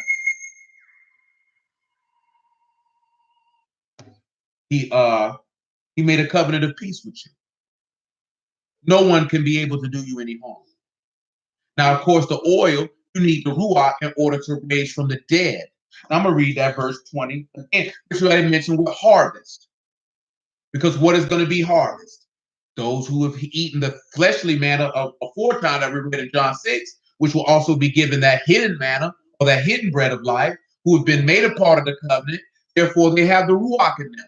That's why he's sending that during the harvest, as mentioned, as a gathering. And we're going to get to the new wine in a moment. But let's continue. I'll read verse 19 again. Yea, Yahuwah will answer and say unto his people, behold, I will send you corn and wine and oil, and you shall be satisfied therewith. And I will no more make you a reproach among the heathen. But I remove far off from you the northern army, and will drive him into a land barren and desolate, with his face towards the eastern sea, and his hinder part towards the utmost sea, and his stink shall come up, and his ill favor shall come up, because he hath done great things. Fear not, O land. Be glad and rejoice, for Yahuwah will do great things. Be not afraid, you beasts of the field, for the pastures of the wilderness do spring. For the tree bear her fruit, the fig tree and the vine do yield their strength. Be glad then, you sons of Zion. Rejoice in Yahuwah your Elohim, for he hath given you the former rain moderately. He will cause to come down for you the rain, the former rain, and the latter rain in the first month. And the floor shall be full of wheat, and the fats shall overflow with wine and oil. I will restore to you the years that the locusts have eaten, the cankerworm, the caterpillar, the palmer worm, my great army which I send among you. And you shall eat in plenty and be satisfied, and praise the name of Yahuwah your Elohim, that have dealt wondrously with you, and my people shall never be ashamed. And you shall know that I am in the midst of Yasharal, and that I, Yahuwah your Elohim, and none else, and my people shall never be ashamed. Now, this is going to get to the new wine. Now you're going to go to talking about pouring out of spirit and things of that nature. But I want you to come over here to Joel chapter 3. I want you to look at verse 15. Because now a statement is soon to be made about new wine. And why he will only drink new wine with you in his Father's kingdom. And of course, you know that your presses might spit out new wine. Now, why would your press spit out new wine? because you took part in the last work of Yahushua. See, a lot of people don't want to die. A lot of people don't want to die. But let's look at this. Joel chapter 3, verse 15. The sun and moon shall be darkened, and the stars shall withdraw their shining. Yahuwah shall roar out of Zion and utter his voice from Jerusalem. Shamahim and the Arat shall shake. But Yahuwah shall be the hope of his people and the strength of the sons of Yasharal. So shall you know that I am Yahuwah your Elohim, dwelling in Zion, my Kadash mountain. Then shall Jerusalem be Kadash, and there shall be no more strangers pass through her any more. And it shall come to pass in that day that the mountain shall drop down new wine. The hills shall flow with milk, and all the rivers of Yehudah and shall flow with waters. And a fountain shall come forth of the house of Yahuwah and shall water the valley of Shittim. Mizraim shall be a desolation, Edom shall be a desolate wilderness for the violence against the sons of Yehudah, because they have shed innocent blood in their land. But Yehudah shall dwell forever in Jerusalem from generation to generation. For I will cleanse their blood that I have not cleansed, for Yahudah dwell in Zion. Now, mountains. What do mountains represent? What do mountains represent? And bonus, without looking, if you can do it without looking, what is the Hebrew word for mountain?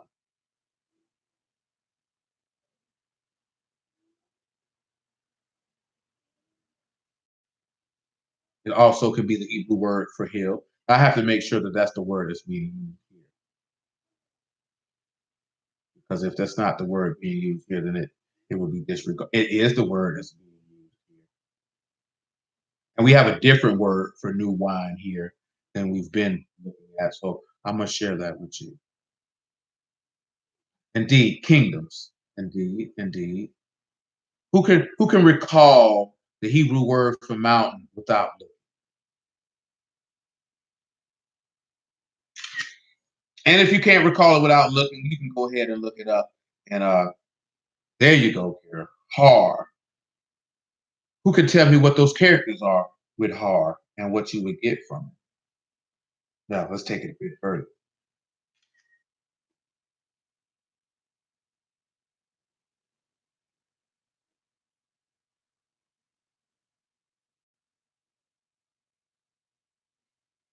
Who can tell me those characters for that Har? That should be pretty easy just looking at it. You know, you ain't got but two. Yes, ma'am. Yes, ma'am. So when you look at Hay and Raj, what does that tell you? Considering that the word is mountain. And it says the mountains will drop down with new wine. And I'm going to share you. So again, it's a different word. It's not Tyrosh for new wine here. So this is going to open up something for us, take us down a different road. We're going to look at different places. And when we look at that, it'll take it back to what somebody mentioned earlier about the marriage supper of the Lamb. But we got to do it a little different. What would you say for Hay and Raj, little muffin? Hey, little muffin man. The afro's out. Feeling froy.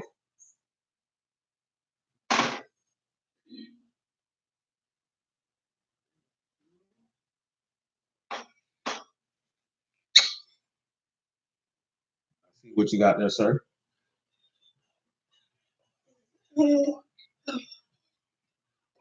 Behold, Yahusha. Oh, I got you. I got you.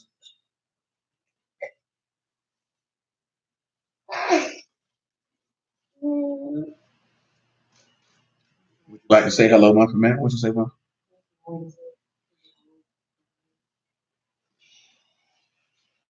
Behold, Yahuwah.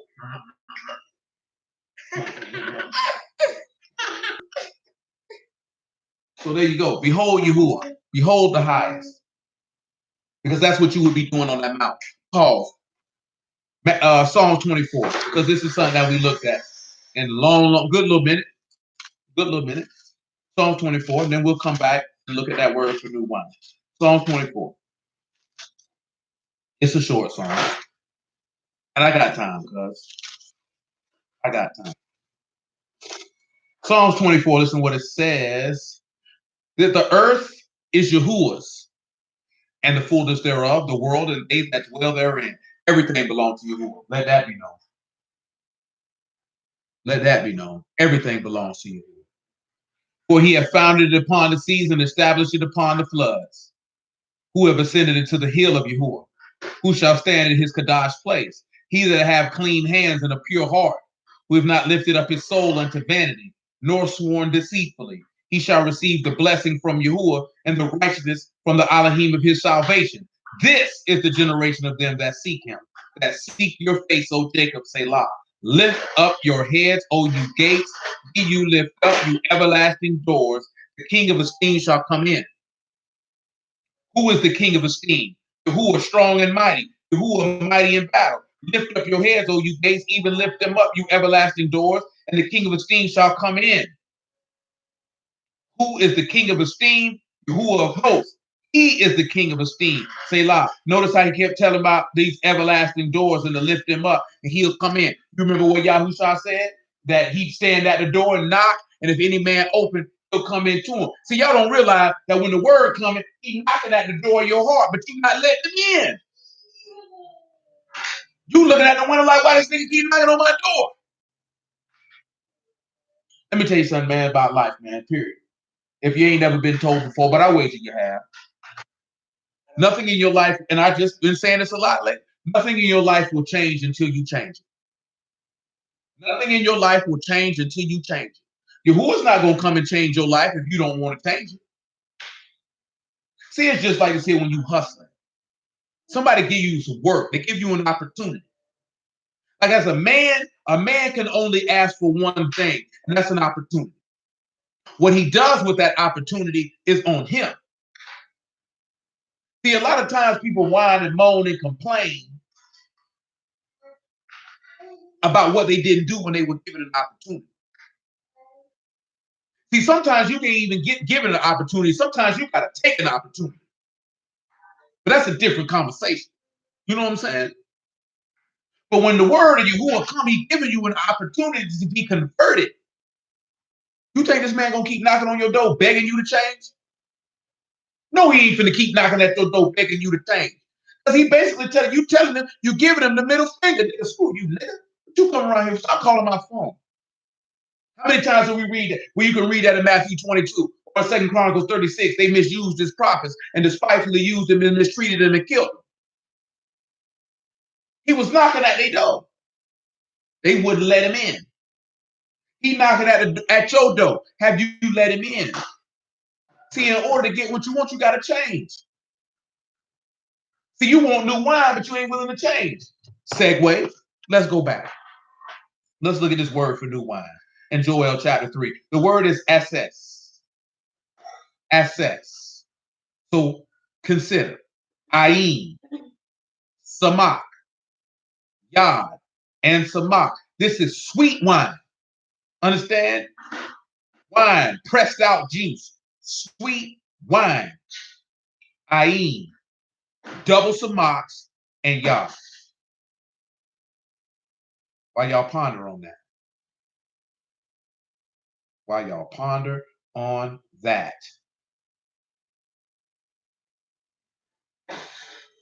So, of course, you know, you got Ayin, you got it something you're going to behold, or you're going to know, or you're going to experience. Notice that we've been mentioning experience quite a bit.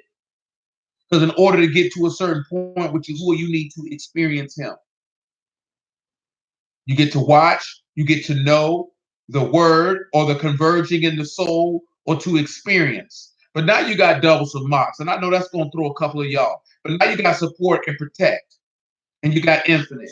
And you got the grab hold and the piercing shield and the thorn, the turn into sharp. But see, since you got double some marks, you want to go ahead and take infinite and you want to go ahead and take support or protect. But now you got this yard. You got to satisfy this yard. So let's go ahead and do that. You got to satisfy that.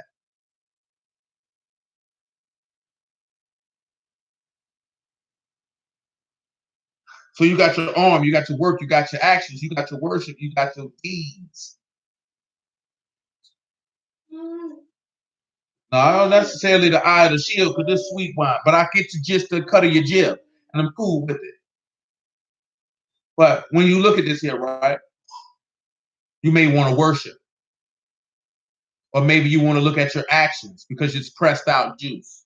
And when you look at that pressed out juice, that's the last work of Yahushua when we look at getting pressed. So that's why I say, Marquise, I can dig it. I can dig it. You know what I'm saying? So when you look at this here, right, you see how the actions or the actions of worship cause you to have the infinite support of the word, or how the actions converges in the soul and grabs hold to everlasting life. This is why the mountains or that set apart hill that we just read in Matthew 24 is dripping down with sweet juice or a new wine, if you would. I want you to take a trip to Songs of Solomon. I want you to take a trip of Songs of Solomon, chapter 8, and get you Amos chapter 9 and verse 10.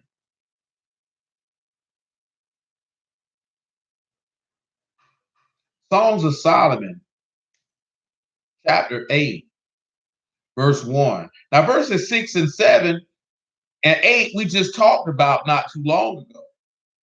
So we're not going that far down. But the beauty of the work and the love of Yahuwah is contained all throughout the text. Again, it's never about, look what we know. Oh, they're breaking down these deep mysteries. That's a cornball. That's corny nigga talk, to be honest with you. You know what I'm saying? That's individuals that don't want to deal with the weightier matters of the word, which is judgment, mercy, and faith. Notice that this man's Yahushua stated that the weightier matters of the law are having mercy, knowing right from wrong, and believing in Yahuwah. If you can master those three things, you're going to master the totality of the word.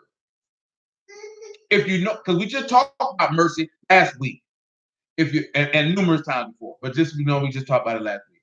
If you can master knowing how to judge right from wrong according to the word, if you can master how to be merciful, and if you can master having faith, what in the word could not keep? Because the whole word is encapsulated in those three matters. The word is very, very simple. Niggas just don't want to do it. Just keep it a buck. Songs of Solomon, chapter 8, verse 1. Oh, that you were as my brother, that sucked the breast of my mother. When I should find you without, I would kiss you. Yea, I should not be despised. I would lead you and bring you into my mother's house, who would instruct me, and I would cause you to drink of spiced wine of the juice of my pomegranate. His left hand shall be under my head, and his right hand should embrace me. I charge you, O daughters of Jerusalem, that you stir not up nor awake my love until he please. Who is he that come from the wilderness, leaning upon her beloved? I raised you up under an apple tree. There your mother brought you forth. There she brought you forth that bare you. Notice that she makes the statement that I would cause you to drink of my spiced wine, the juice of my pomegranate. That same word is the word that was used for new wine in Joel chapter 3. I want you to come over here. What it was? I think we just looked at it not too long ago. But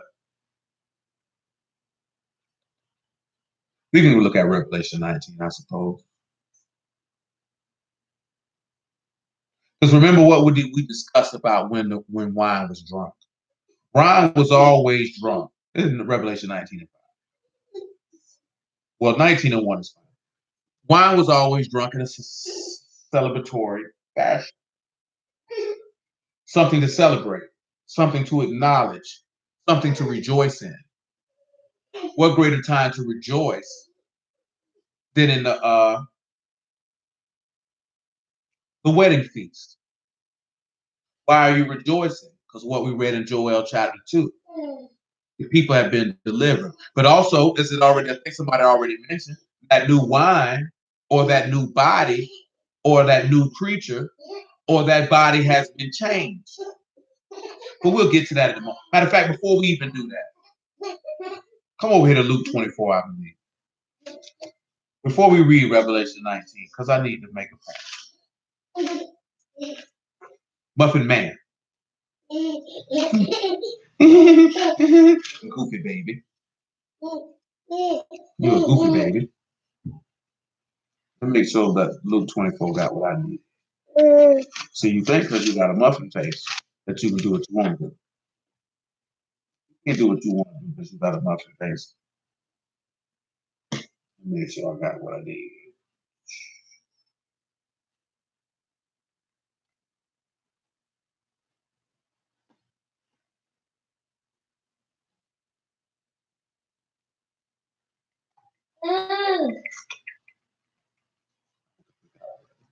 That's what I'm thinking about. That's what I'm thinking about. Come over to John chapter 19. That's what I'm thinking about. I don't even think I can use that in proper context. Yeah, come to Revelation 19. I would think about something. 19:01. My apologies. I would think about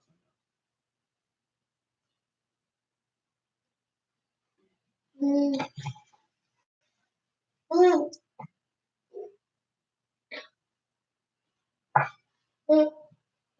Give me that pencil.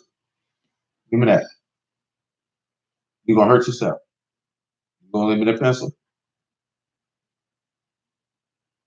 You don't even know how to write. You don't know how to write. It's not even how you do that.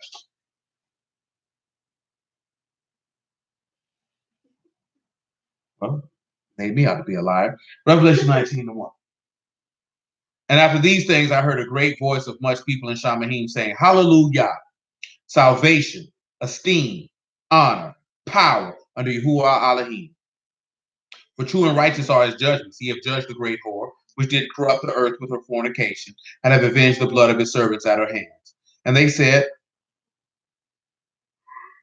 Hallelujah. Her smoke arose up forever and ever. And the 24 elders and the 4 beasts fell down and worshiped Elohim that sat on the throne, saying, Amen, Hallelujah.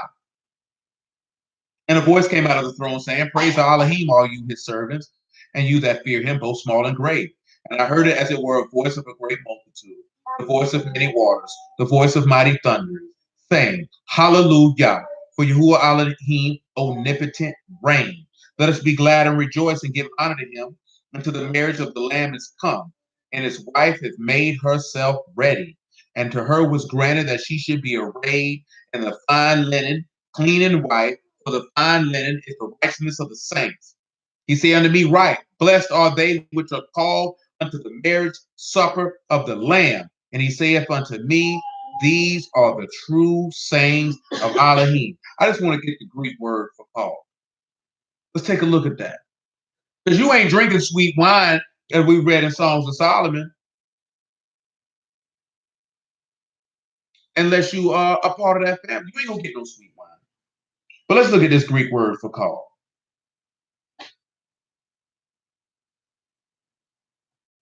Because it said everybody that's at the marriage feast is called.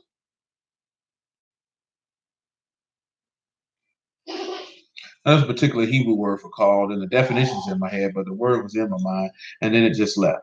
But the word is kalo, and it's to be called aloud, to utter in a loud voice, to invite or to call by name.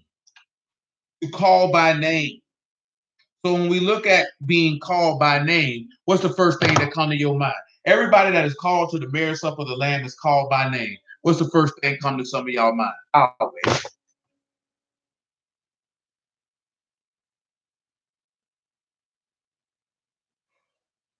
What's the first thing come to some of y'all name? It says that you are invited or you're called by name. What's the first thing come to your mind? What's the first thing come to your mind?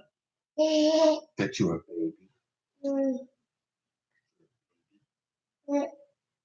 You're nothing. Samuel. Very well, sir. Anyone else?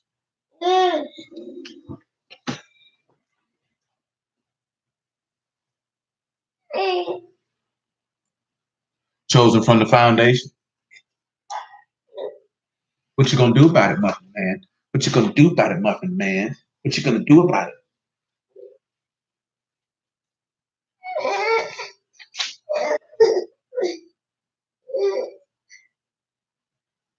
Isaiah. You look like that's your name. Ain't your name.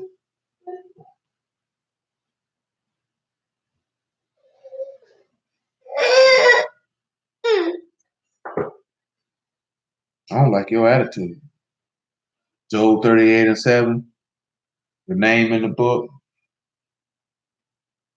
You ain't mean. You ain't tough.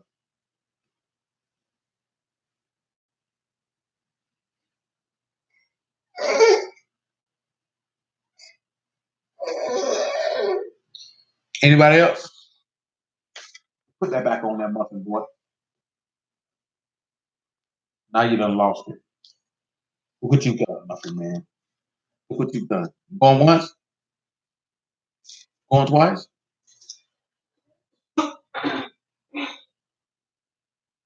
Not bad answers at all. Genesis chapter 1, though, and verse 23.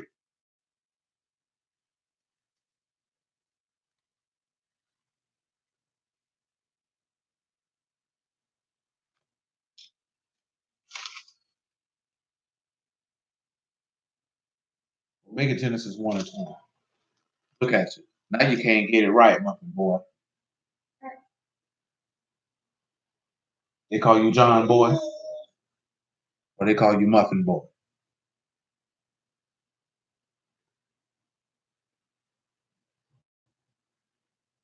Genesis chapter 1, verse 20. Elohim said, let the waters bring forth abundantly the moving creature that have life, and the fowl that may fly above the earth in the open of the firmament of heaven. Elohim created great whales, and of every living creature that move, which the waters brought forth abundantly after their kind, after every winged fowl after his kind. And Elohim saw that it was good. Elohim baruched them, saying, be fruitful and multiply, and fill the waters and the seas, and let the fowl multiply in the earth, in the evening, in the morning, with the fifth day. 23 probably. And Elohim said, let the earth, that ain't what I want. I think I don't.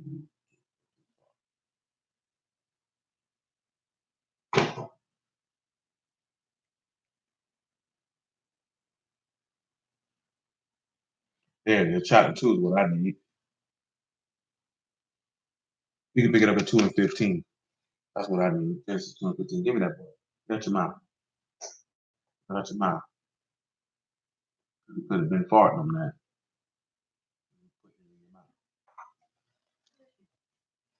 The pencil, son. The pencil. The pencil. Where's the eraser, son?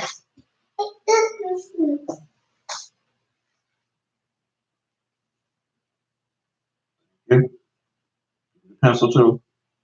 Give me the pencil too. So I can put it back on there. Give me the pencil. No, give me that. Other hand. There you go.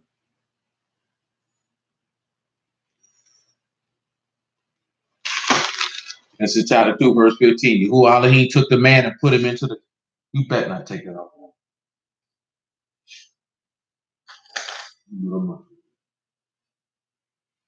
And Yahuwah Elohim took the man and put him in the garden to eat and to dress it and to keep it. Yahuwah Elohim commanded the man, saying,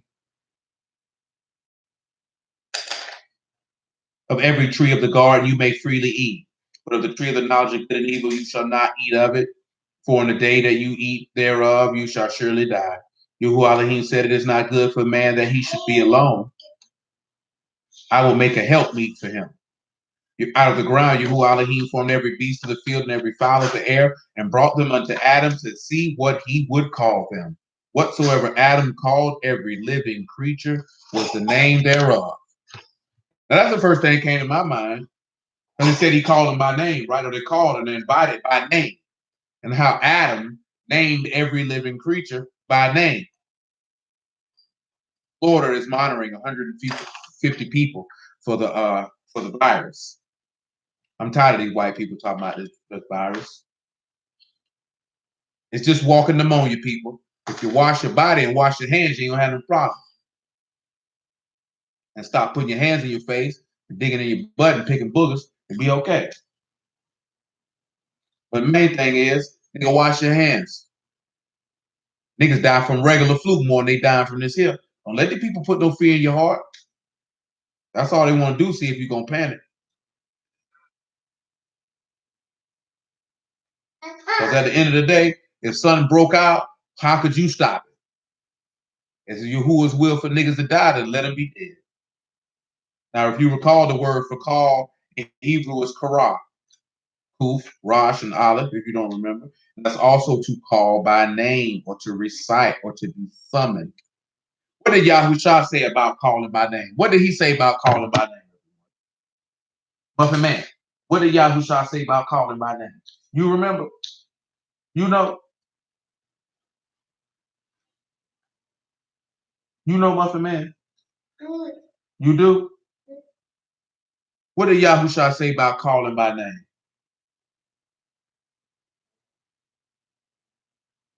Who can recall? Easy question.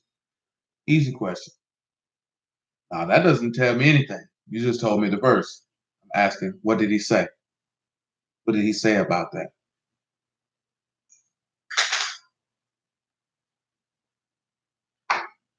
What y'all got for me?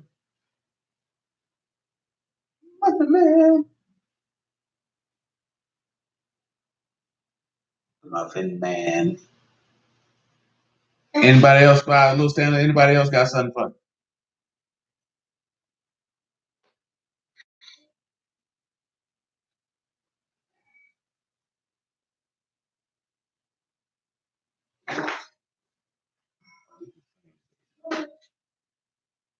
What did Yahushua say about calling my name?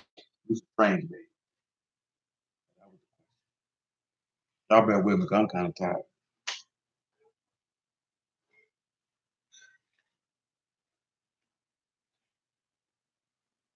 Some days it catch up stronger than others.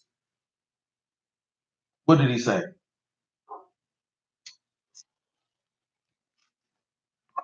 Anybody got anything for me on what he said?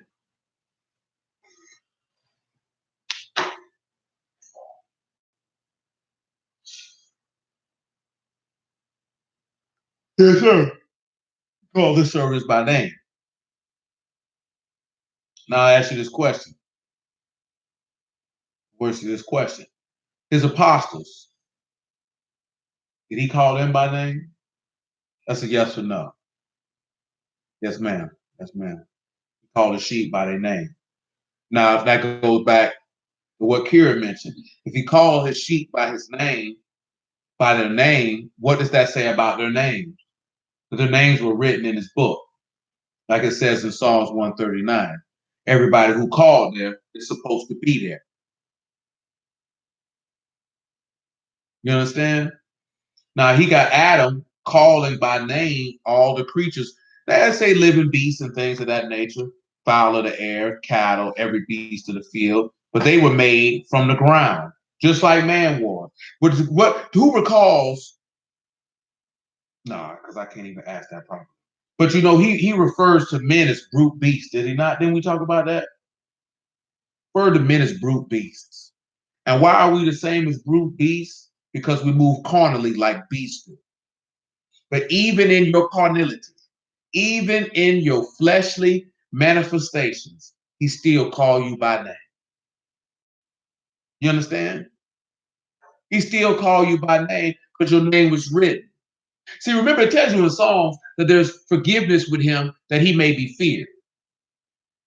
You understand? See, that's where the mercy. See, let me tell y'all something, right? And we don't went on this before. In the book of Samuel, he said, if another man does something to another man, the judges will intercede for him. But if a man sin against you, who will plead his cause? And that's where Yahushua come in at. So we done discussed it before. If you sin, I ain't got nothing to forgive you for, because you ain't did nothing to me. You know what I'm saying? It's Yahuwah that got to forgive you. And I ain't got nothing to do with it. You know what I'm saying? I don't know who he gonna forgive or who he's not gonna forgive. I cannot make that call. I can only make that call over time through the manifestation of if he give you over to your own lust or if you bring forth fruits meet for repentance. I cannot answer that. And even then, I would be speculating, truth be told. You know what I'm saying? Because unless Yahuwah came down from heaven or gave a vision and said, I forgave this person, this person, this person, and this person, I don't have the leeway to state whom he has forgiven and whom he hasn't forgiven. Now, we know he gave the apostles the power for a person to keep their sins. He said, whosoever sins you remit, they be remitted. But whoever sins you retain, let them be retained. Now, how does a person remit and retain the sins of another person? Well, the apostles have that power. Well, they have the power to remit sins by immersing someone in the name of Yahushua, which is for the remission of sins. Very simple. But how are they able to retain sins to people? Because if people reject the gospel, he told them to dust their feet off as a testimony against them. So that's a way that they can retain their sins. See, it's all there. You retain your sins through rejection. See, that's another conversation for another day. Because people are not ready for that. That's the power he gave his apostles, if you're not aware. It's in John chapter 20. When you look at this here, he's calling his people out by name. He said everybody that is at the marriage feast is called. Revelation 17. Get it out your mouth. Give it to me. Because you know you're wrong. Now, when you would have been choking, you would have looked for someone to save you. Yeah, you think because you got a muffin face, you can do what you want. That's what you think. You think because you got a muffin face, you can do what you want. Your face ain't that cute, boy. It ain't.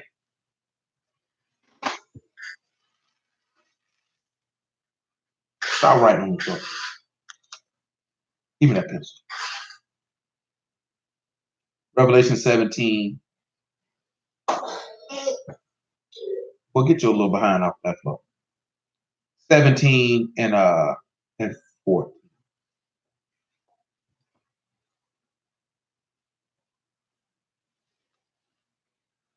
These shall make war with the Lamb, and the Lamb shall overcome them, for he is the Lord of lords, King of kings, and they that are with him are called, chosen, and faithful. If you're called, he know your name. Therefore, that's why you're chosen, and you faithfully going to abide. Man, you got to understand something, man. I think we've done this before, but I'll do it again. Who can tell me someone who was called and chosen and faithful? All three. Because we got people who were called, but they weren't chosen and they weren't faithful. Who can tell me somebody who was called, chosen, and faithful? And I'll show you something with somebody who was called, chosen, and faithful, how a lot of them have a singular, solitary thing in common. Not all of them, but a lot of them.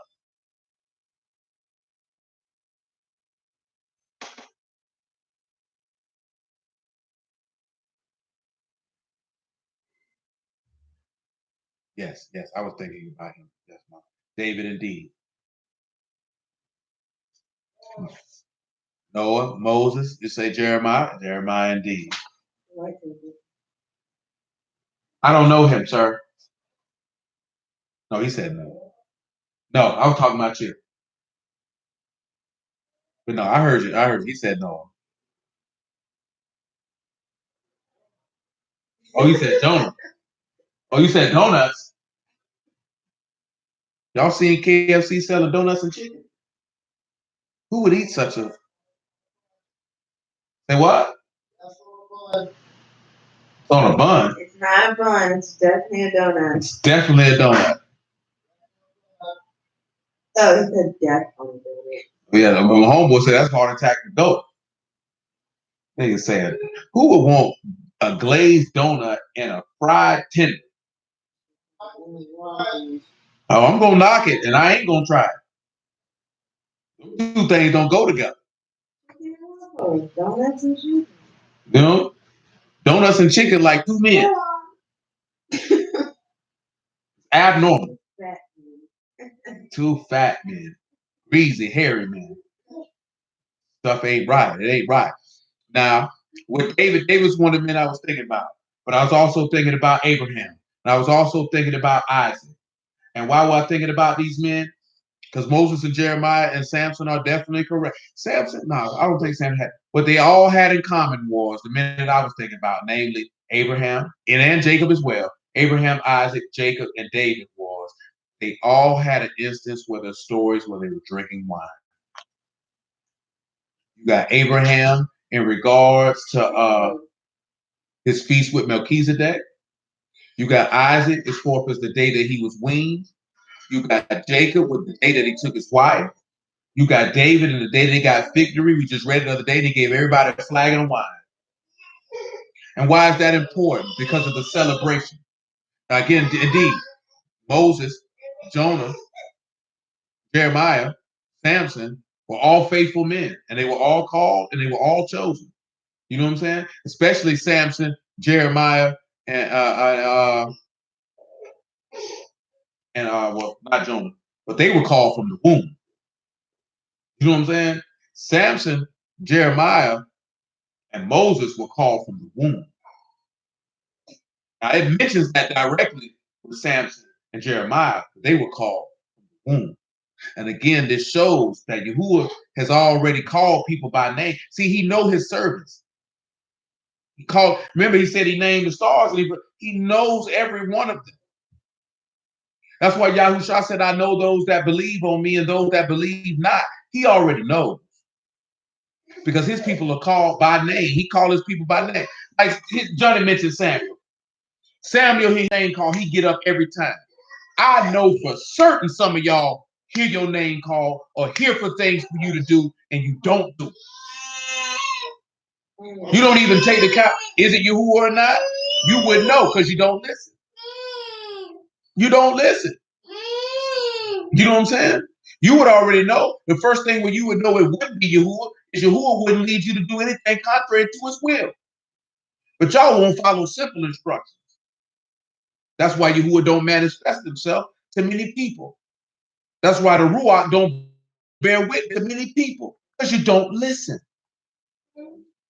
You don't listen. You refuse to follow instructions. That's why I say, and then you be hypocritical because you say your kids don't listen. But you are a child and you don't listen. So how you going to drink new wine? Because when he called you, you're not going to answer. He called Lazarus by name. Lazarus answered. He said, Lazarus, come forth. And what did Lazarus do? He didn't say, who called me? But I got to get up for it. See, some of y'all lazy. Slothful. We went over that. And you can't get nowhere. You can't get nowhere in life, period, being lazy and slothful. Definitely ain't going to save your soul with it. Then we just go over being slothful not too long ago. It's not beneficial. Anything I'm saying is stuff we done went over, and it's all relative. Because if you're going to sit wine with him in his kingdom, he had to be new, because this sweet wine.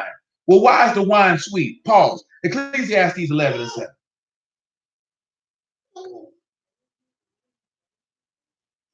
No, he didn't sip any wine. He had just honey. He had honey, but he had no wine. He did everything that Yahushua did except for the wine. Only part he was in. But he was definitely called, he was definitely chosen, and he definitely was faithful. He definitely did everything that Yahuwah asked him to do. Even some people say, well, David did this, and he still was faithful. Went outside of bounds, but he's a man. That's why people kill me with that. You're a man. These men were going to commit folly. If that's the case, then your savior would be David, or your savior would be Solomon, or your savior would be Isaiah. These were all men privy to like passions just as you are. See, that's why we looked at that part in where we went over what Paul mentioned about not to look at men above that which is written. Stop putting people on pedestals. Look at people, do they conduct themselves as is written? And you can't hold people to standards that you don't keep yourself.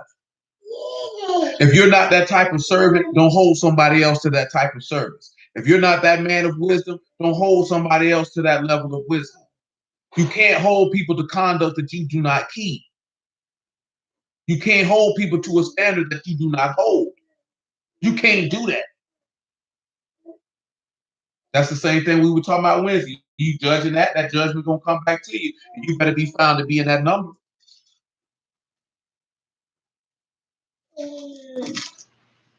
It's like I told you, brother I know who a pastor, and he was like, people always talk about what pastors should do and what pastors shouldn't do. He said, well, tell me what pastor or leadership you accountable to, and tell me what local assembly you serve and what service have you performed. Because he go hard about this type of stuff all the time.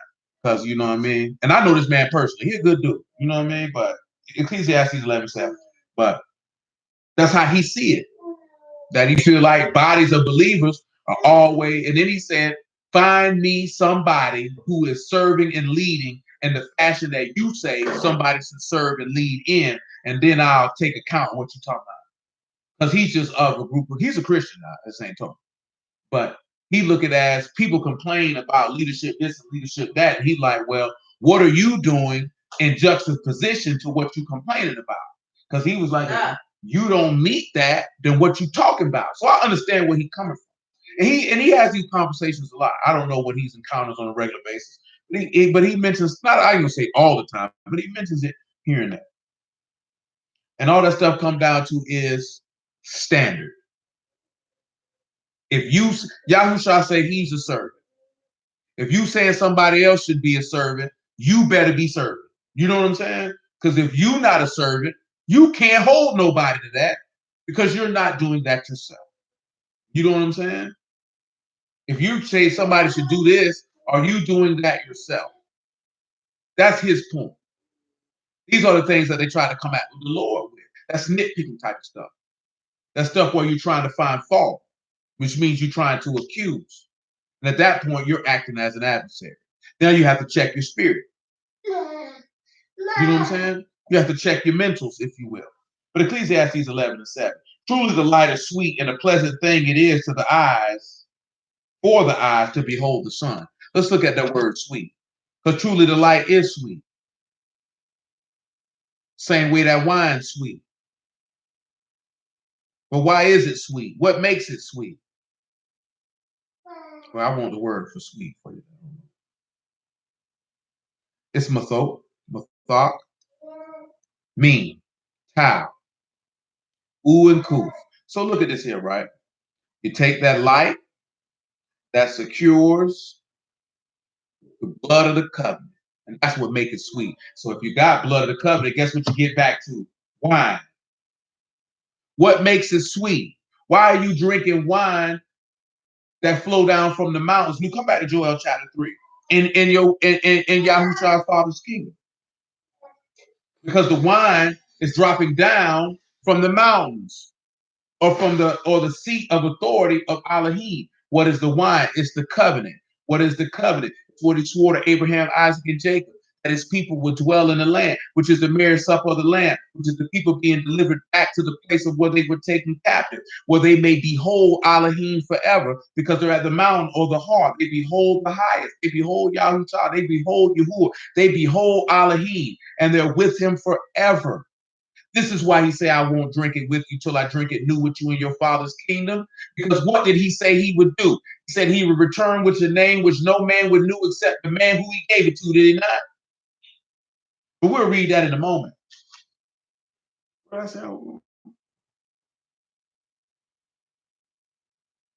can't even remember.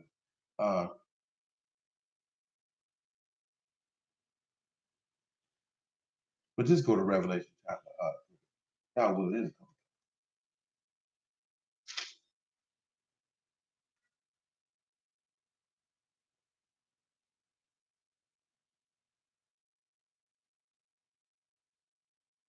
Right. Revelation chapter 3, verse 1.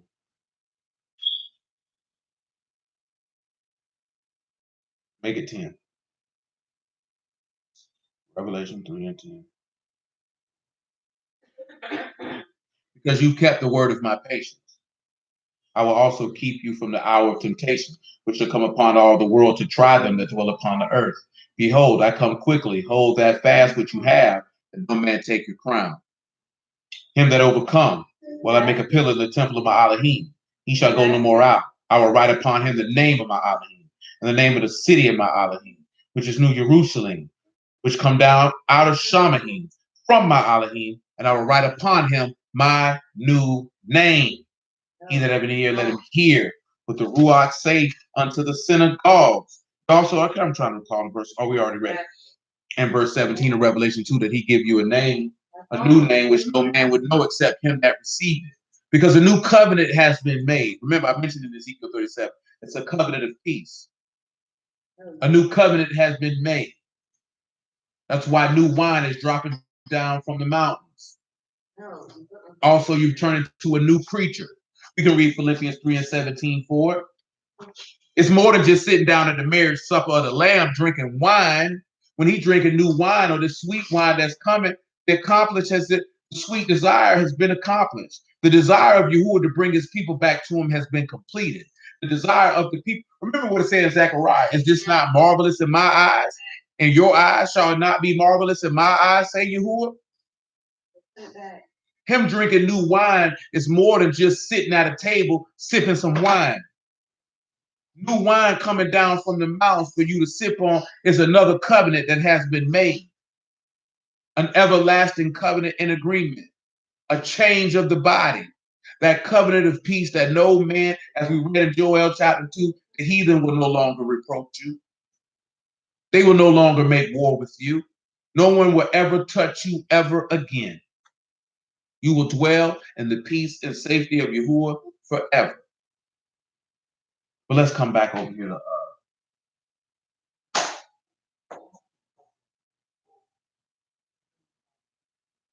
I forgot.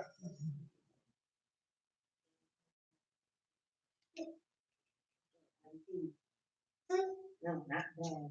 That's it.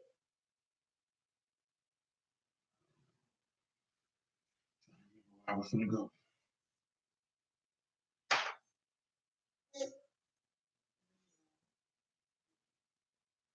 No. Yes.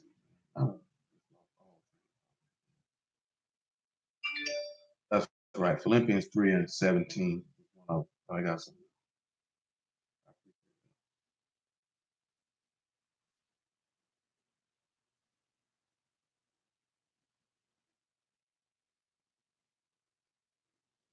And then Haggai chapter 2.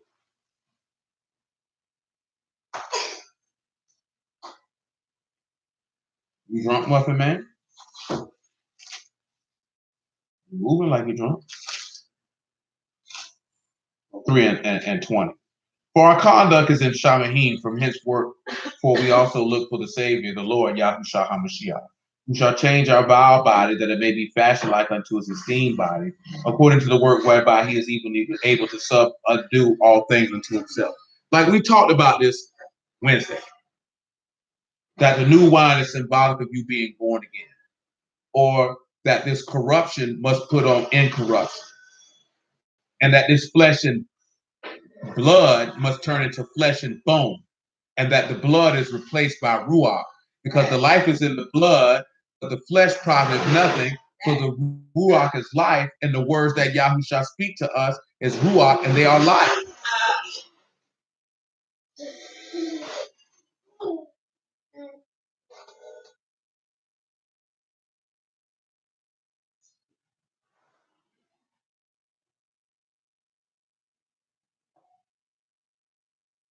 Now you're a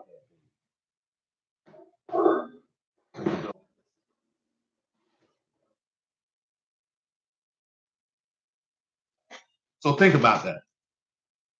When we're talking about drinking new wine, we're referring to new bodies, new kingdom, new everything. Pause. Revelation chapter 21.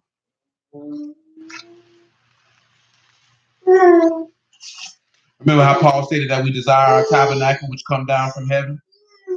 This is what he was talking about. 21:4.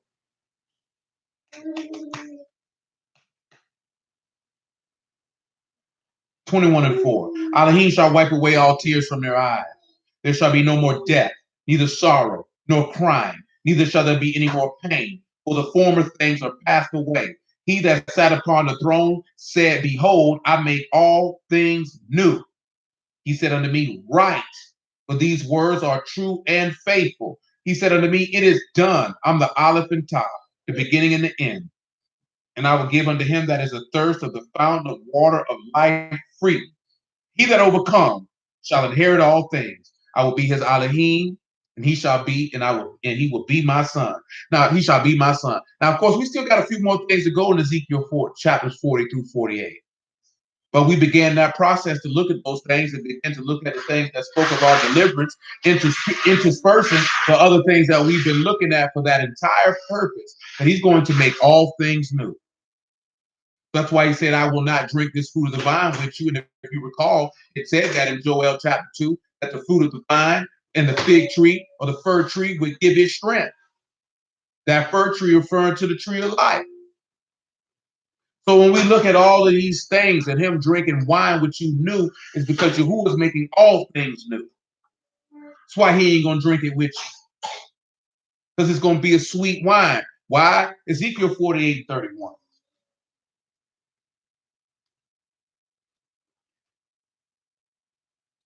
I know, but don't. Because see, if you counted worthy to drink and sit at the marriage supper of the Lamb, then you're worthy to be able to understand this. Ezekiel 48:31. I ain't reading everything else. Well, I'll read 30. Because I said the wrong thing. So it's all good. And these are the goings out of the city on the north side, 4,500 measures. The gates of the city shall be of the names of the tribes of Yasharal, 3 gates northward, 1 gate Reuben, 1 gate Judah, 1 gate Levi. On the east side, 4,500, 3 gates, 1 gate Joseph, 1 gate Benjamin, 1 gate Dan. On the south side, 4,500 measures, 3 gates, 1 gate Simeon, 1 gate Issachar, 1 gate Zebulun. And on the west side, 4,500, and with their 3 gates, 1 gate Gad, 1 gate Asher, 1 gate Naphtali. It was round about 18,000 measures, and the name of the city from that day shall be Yahuwah is there. And it says Yahuwah is the king that sit upon that holy hill, which is the Har, where you can behold the highest. Because if you're dwelling in that mountain, then you're beholding Yahuwah. You can read Isaiah chapter 1 to talk about that mountain. We've already discussed that. Micah chapter 4 tell you the same thing. And from that mountain, he say, drip down new wine, which is a new covenant, which is the covenant of all those whose names were written in heaven who died in Mashiach. Because the dead in Mashiach shall rise first, and those who live in Mashiach upon his coming will meet them in the air and forever be with the Lord. So when you're talking about drinking new wine, it's more than just sitting down at the marriage supper of the Lamb. He's making all things new. New kingdom, new hearts, new minds, new bodies, new world, where no sin will be attached. But hallelujah for Yahweh. We'll hold off for right there, right now. If we're willing, we got a little more for tomorrow. But I appreciate everybody's time.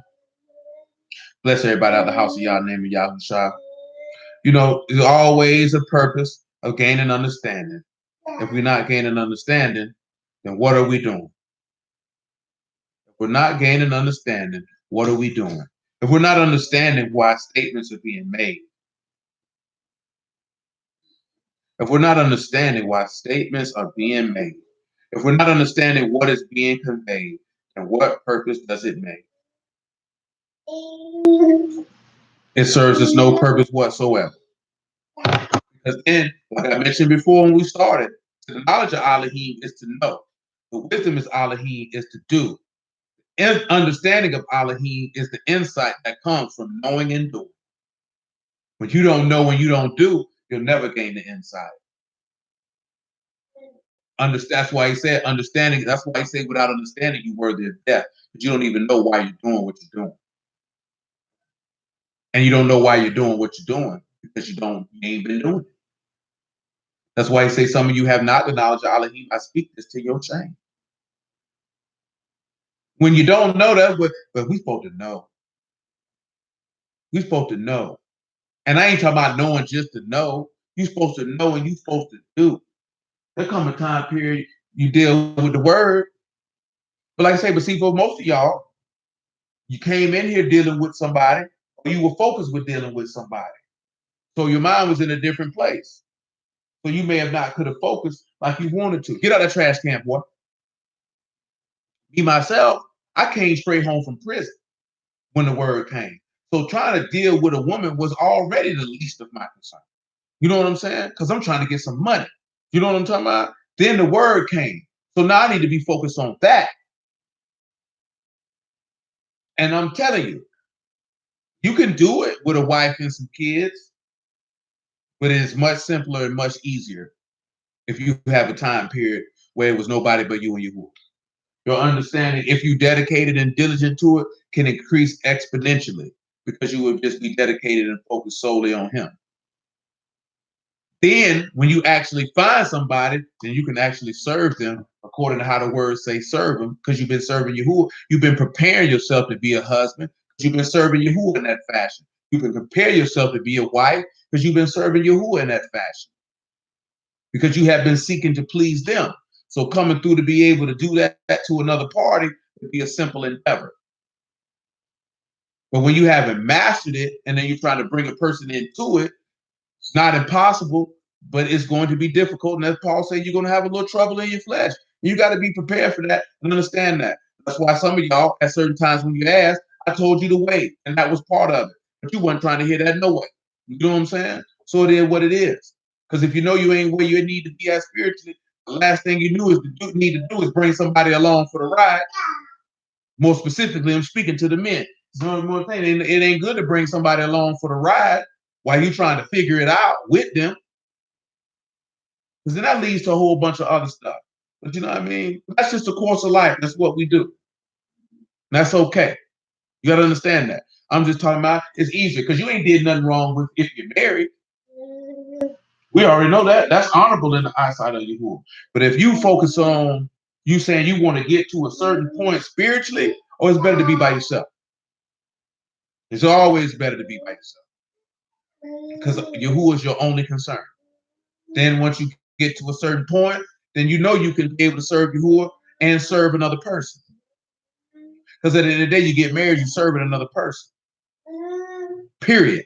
And that's on both sides of the ledger. And if you're not willing to serve, you're not willing to be married. Because you become a servant. The man is a servant just as the woman is a servant. Why? Because our husband is a servant. And you're following that pattern.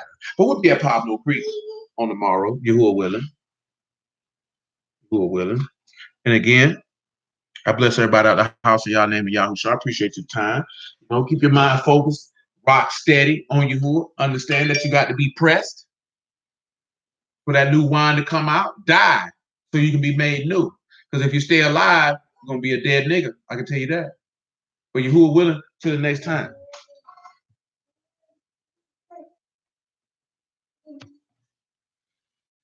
Oh, man. That muffin.